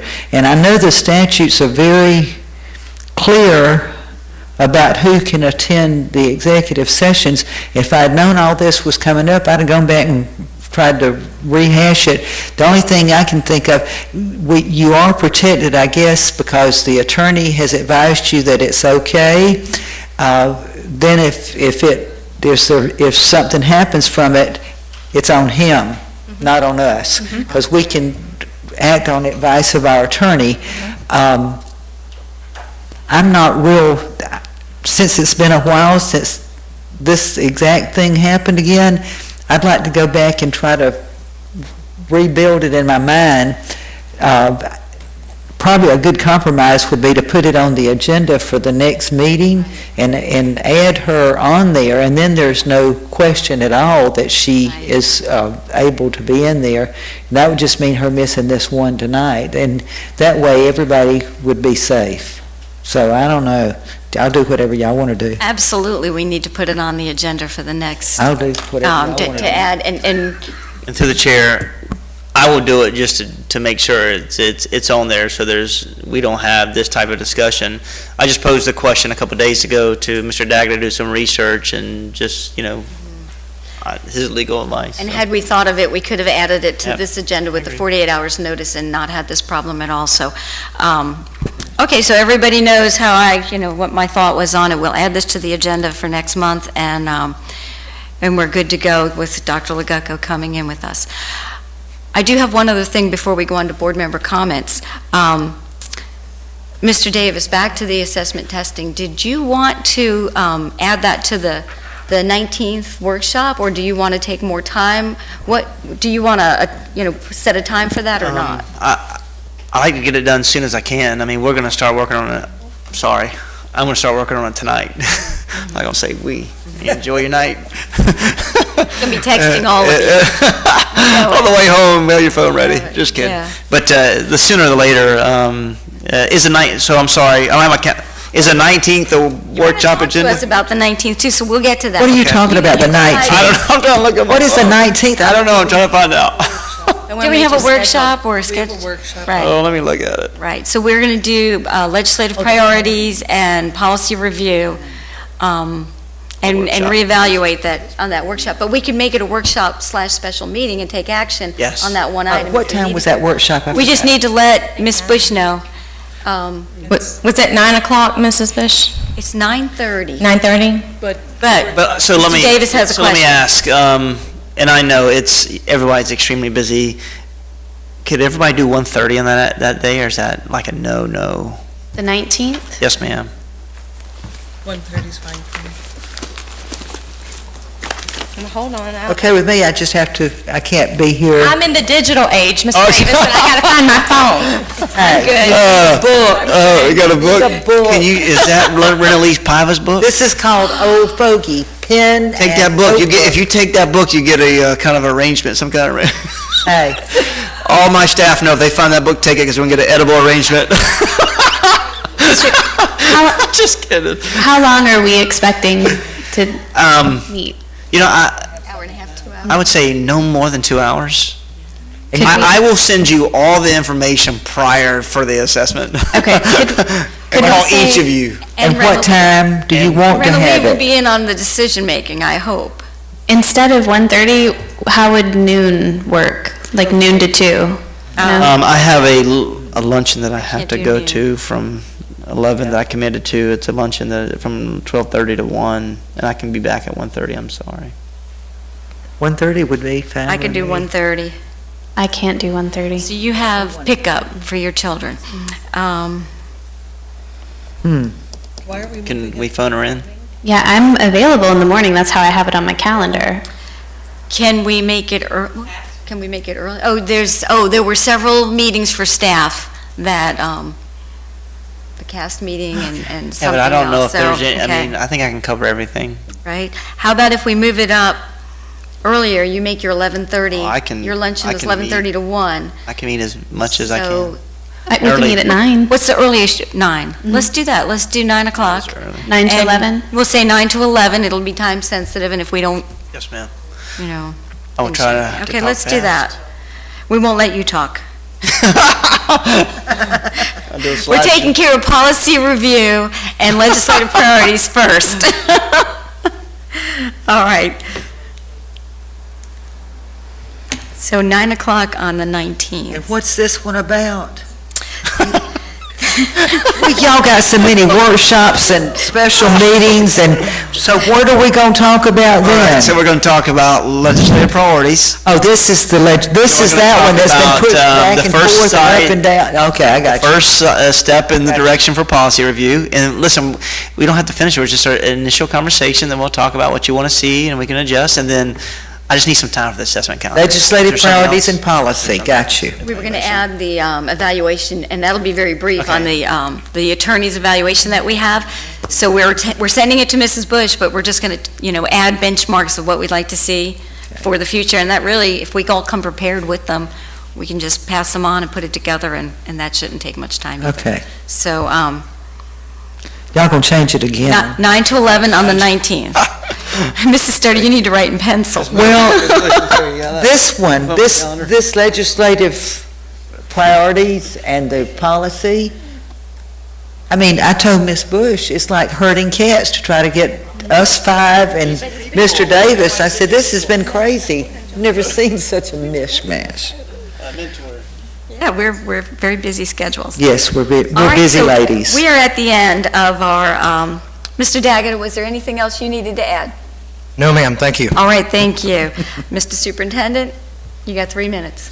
You got 30 seconds. Are we coming back here, or do I need to leave my stuff, or we're just going there and we're good? We are adjourning this meeting. Okay, Yeah, all right. We're At the adjourning. end of the day, the only thing I'd ask is, I hear, the teachers that spoke tonight, frequently, enjoy listening to them. I think they're good, valid points.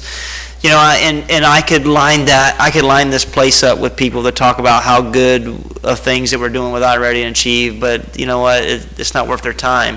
But at the end of the day, I want to say is that we'll continue to get better. I will continue to reflect on how I can assist and problem solve. And we know that's not going to happen overnight. I am committed to improving every aspect that I can improve and build upon. And I know what I will do it side by side. Our educators, as I am in classrooms all the time listening and seeing everything in action. And I'm seeing great things. I'm seeing teachers do awesome things this early. And I look forward to mid-year to see how we continue to have that progression. So stay with us, stay with us, continue to push me, continue to push my team, and know that we're there with your best interest to create the best working conditions for you as teachers and support staff and leaders, and at the same time making sure we have great experiences for our kids. So always appreciate the feedback, and for the board as well. Thank you for talking and moving to solutions tonight. All right, thank you.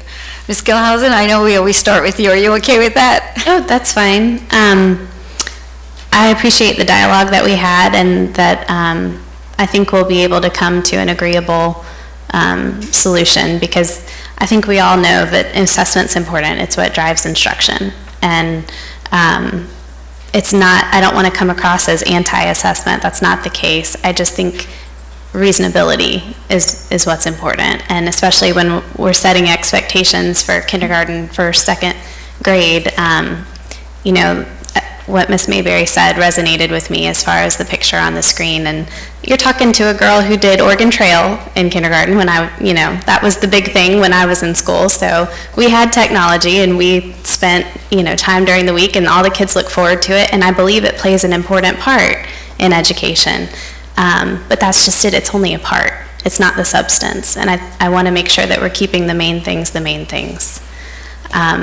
That being said, I am really looking forward to a lot of the events coming up this month at some of our schools. There's opportunities to hand out cabbages and support some of the other activities going on with fall festivals and that sort of thing. It's a fun time of year. So I know we'll all be busy hopping around school to school, and I'm looking forward to it.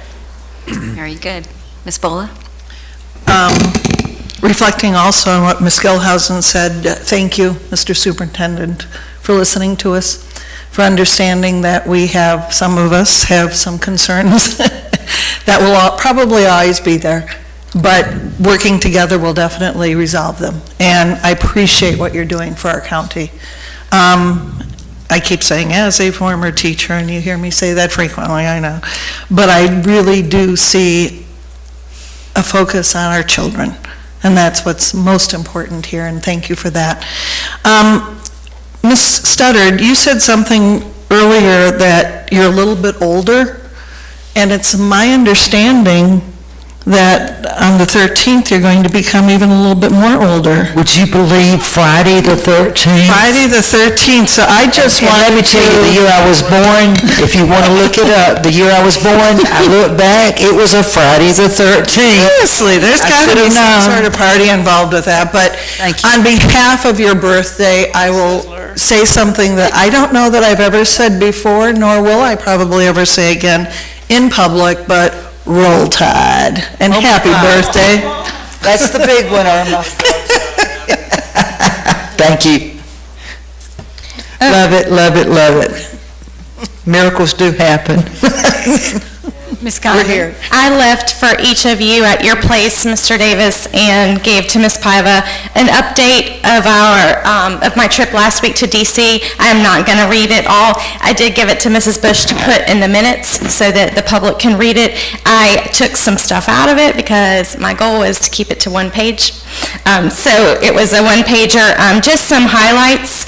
I'll just tell you real quick that there were about 10 districts represented, from small to very large. So I thought we had a nice mix.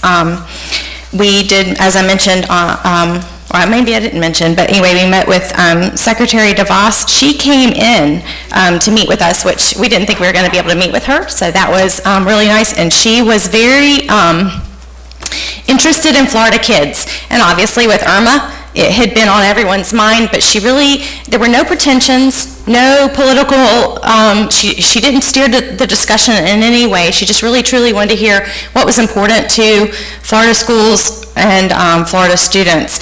And so we took that opportunity to bend a few ears. We did discuss one of the negative effects from House Bill 7069 that affects federal, because we had to be careful. Federal doesn't cross over to state, except that they do designate Title I funds to the state, and the state has changed how those allocations are used, and we know why they want to do that. They want to be able to take a charter school that is a Title I school and give them their funds and not have them be able to be moved, which is not a Clay-specific item, but the federal DOE was concerned about that ability. And the reasoning behind it, just for kind of a little bit, sorry, I won't go into much, but is that if you have a new Title I school, which we've added to this year, you can't target more funds to them and take, or some of our more established Title I schools. So that was one real concern that we communicated, and the federal, from the House, the Senate, and the federal DOE, they didn't seem to know about that little caveat change. The only other thing that I'll talk about it was budget time, and so it was a good time to talk to them. We talked about that if they take away Title II funding, which is proposed, all professional development will go away. Yeah, and so we told them that that's huge, that there's no state allocation in Florida, and we talked about, the last thing we talked about that I'll just highlight, that I mentioned it to Mr. Davis over the weekend, is that Miami-Dade had led the charge. They had requested from Florida DOE flexibility on count week. Everybody knows first week of October is count week, and they had asked to extend or do some sort of flexibility, because we know there's going to be a major influx of Puerto Rican and other island children coming to Florida for schools, and Linda Champion had answered no, that they would not give any flexibility. So here we are in Washington in front of all these people, and they said, what do you need? And we said, we need flexibility, that if those counts are how we pay for our kids and how we pay for teachers to teach these kids. And so my understanding is that there was a little bit of pressure put on. Commissioner Stewart got some phone calls from some people in Washington, and her response was, well, I wish one of you had called me first. And then there was a statement back, well, we did. And so I don't know, Mr. Davis, if you've heard anything. You were supposed to have gotten a memo this week to give you some flexibility, so I don't know if you've heard anything, but. I haven't heard anything yet. So I think there's I haven't checked my email today because I've been rocking and rolling. Well, I think there's some districts who have this tiger by the tail, so I didn't expect it to so we'll see where that goes. But so that was just a quick update on my trip. If anybody wants to talk in more detail, I'm happy to, so call me. Can I ask one question? I know I'm sorry, Mr. Chair. Hurricane Matthew money, is that really?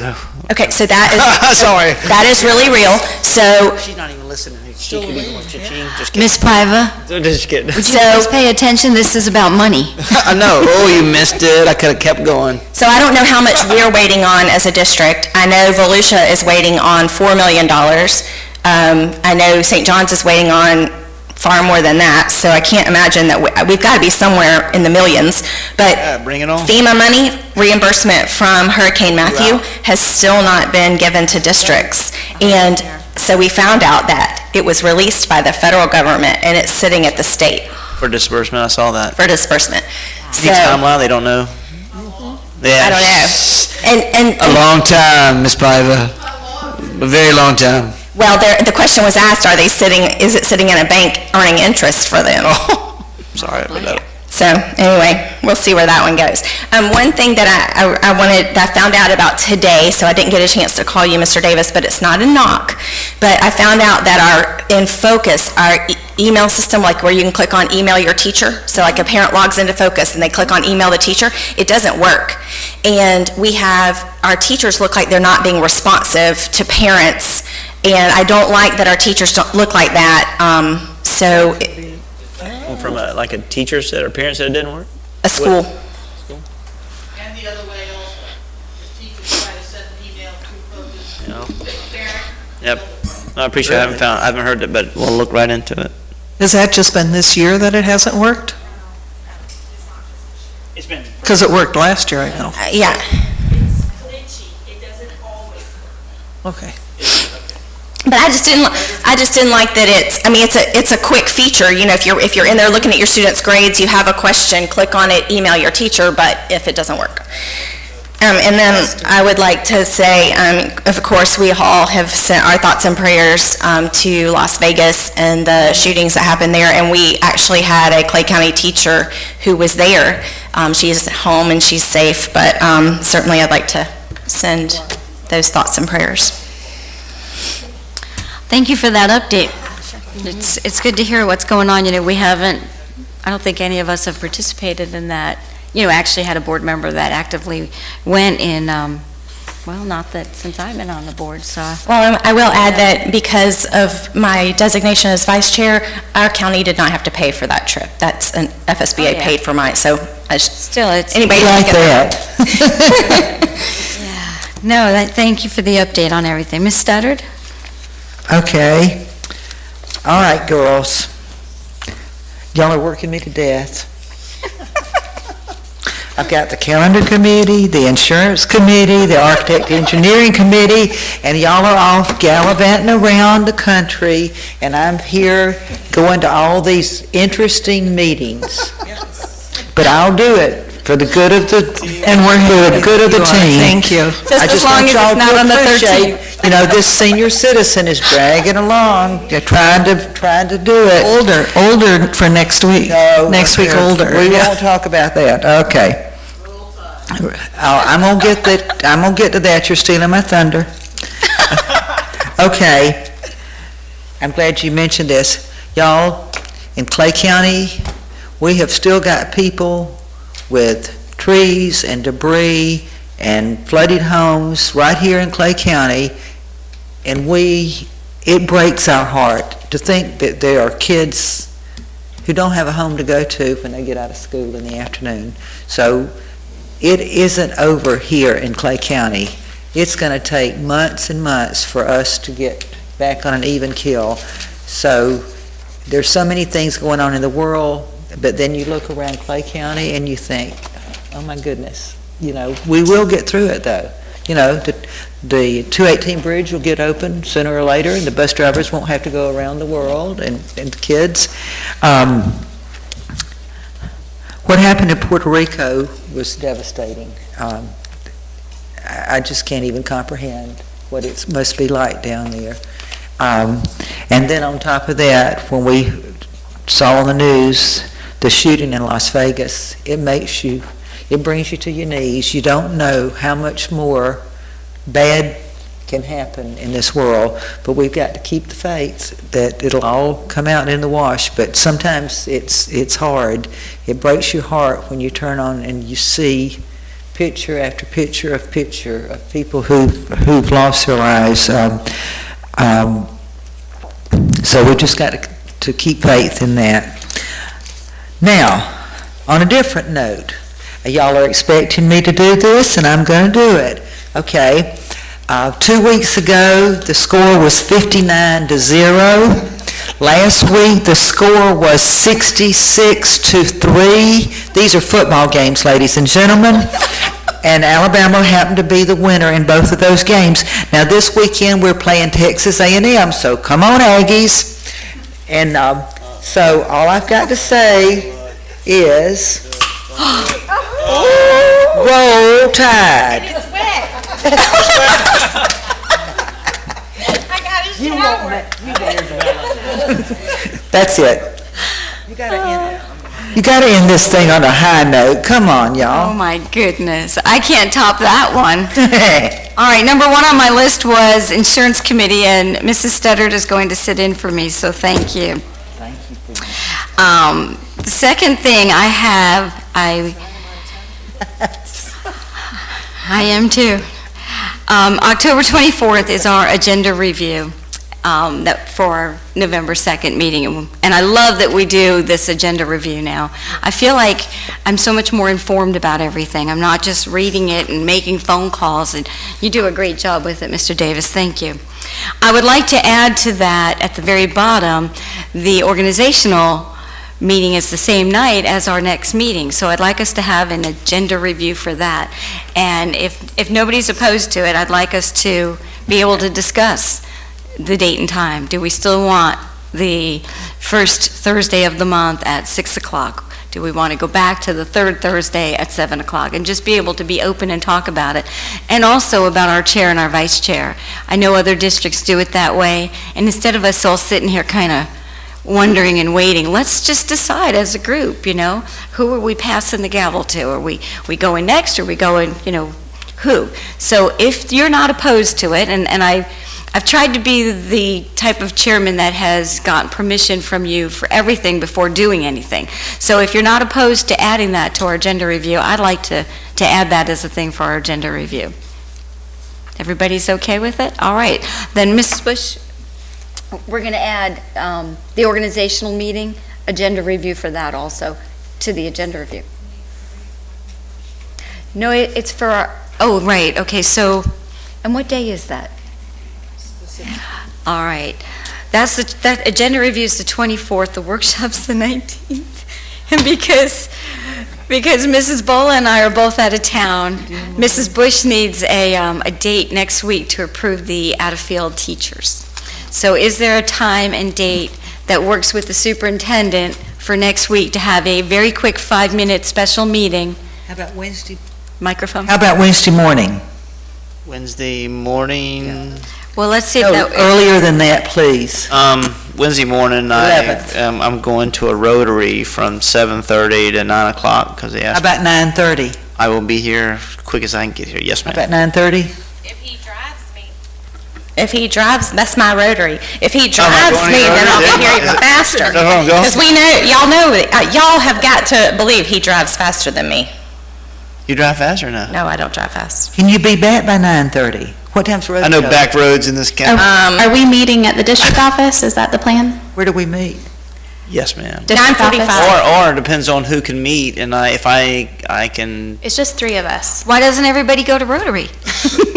In Keystone. I mean, I can, if there's a school that's closer, I can get a conference room. Why don't we meet in Green Cove? Isn't that easier for everybody? Okay. It doesn't matter. Let's do 9:45. There you go. 9:45. Yes, ma'am. I trust you. Huh? Oh, yes. Yes, it is. You can come. Yeah, it's a special meeting, so it's open to the public. You can have a special passcode for you to get in. What time does your Rotary go? 8 to 9? He won't be back by 9:30. 9:45. I just changed it to 9:45. See, I keep having to cross out. I have to keep crossing out on my book because they changed So it. where did we decide we're meeting? Where are we meeting? I think county office. Yes, ma'am. Accounts payable. Accounts payable. And this is just to approve out of Yes, ma'am. Phil? Yes, ma'am, out of field. That should take about 5 minutes. Okay. Very good, thank you. The next thing on my list, our district advisory committee, Ms. Dennis has put the application on our website, so hopefully some people will start applying. Each district needs a elementary parent, secondary parent, and a community member. When are we to have that ready? Soon? Is there a date? I don't remember. October 27th, we'd like to have applications in by. So if you know anybody who'd like to sit on that, have them go ahead and apply, and that would be great. A parent It's an elementary parent, a secondary parent, and a business person? or a community member, yeah. They don't have to actually own the business, but, community member. And it is a 2-year, I believe it's a 2-year commitment. The next thing, I'm going to do a little bragging for us, for Clay County.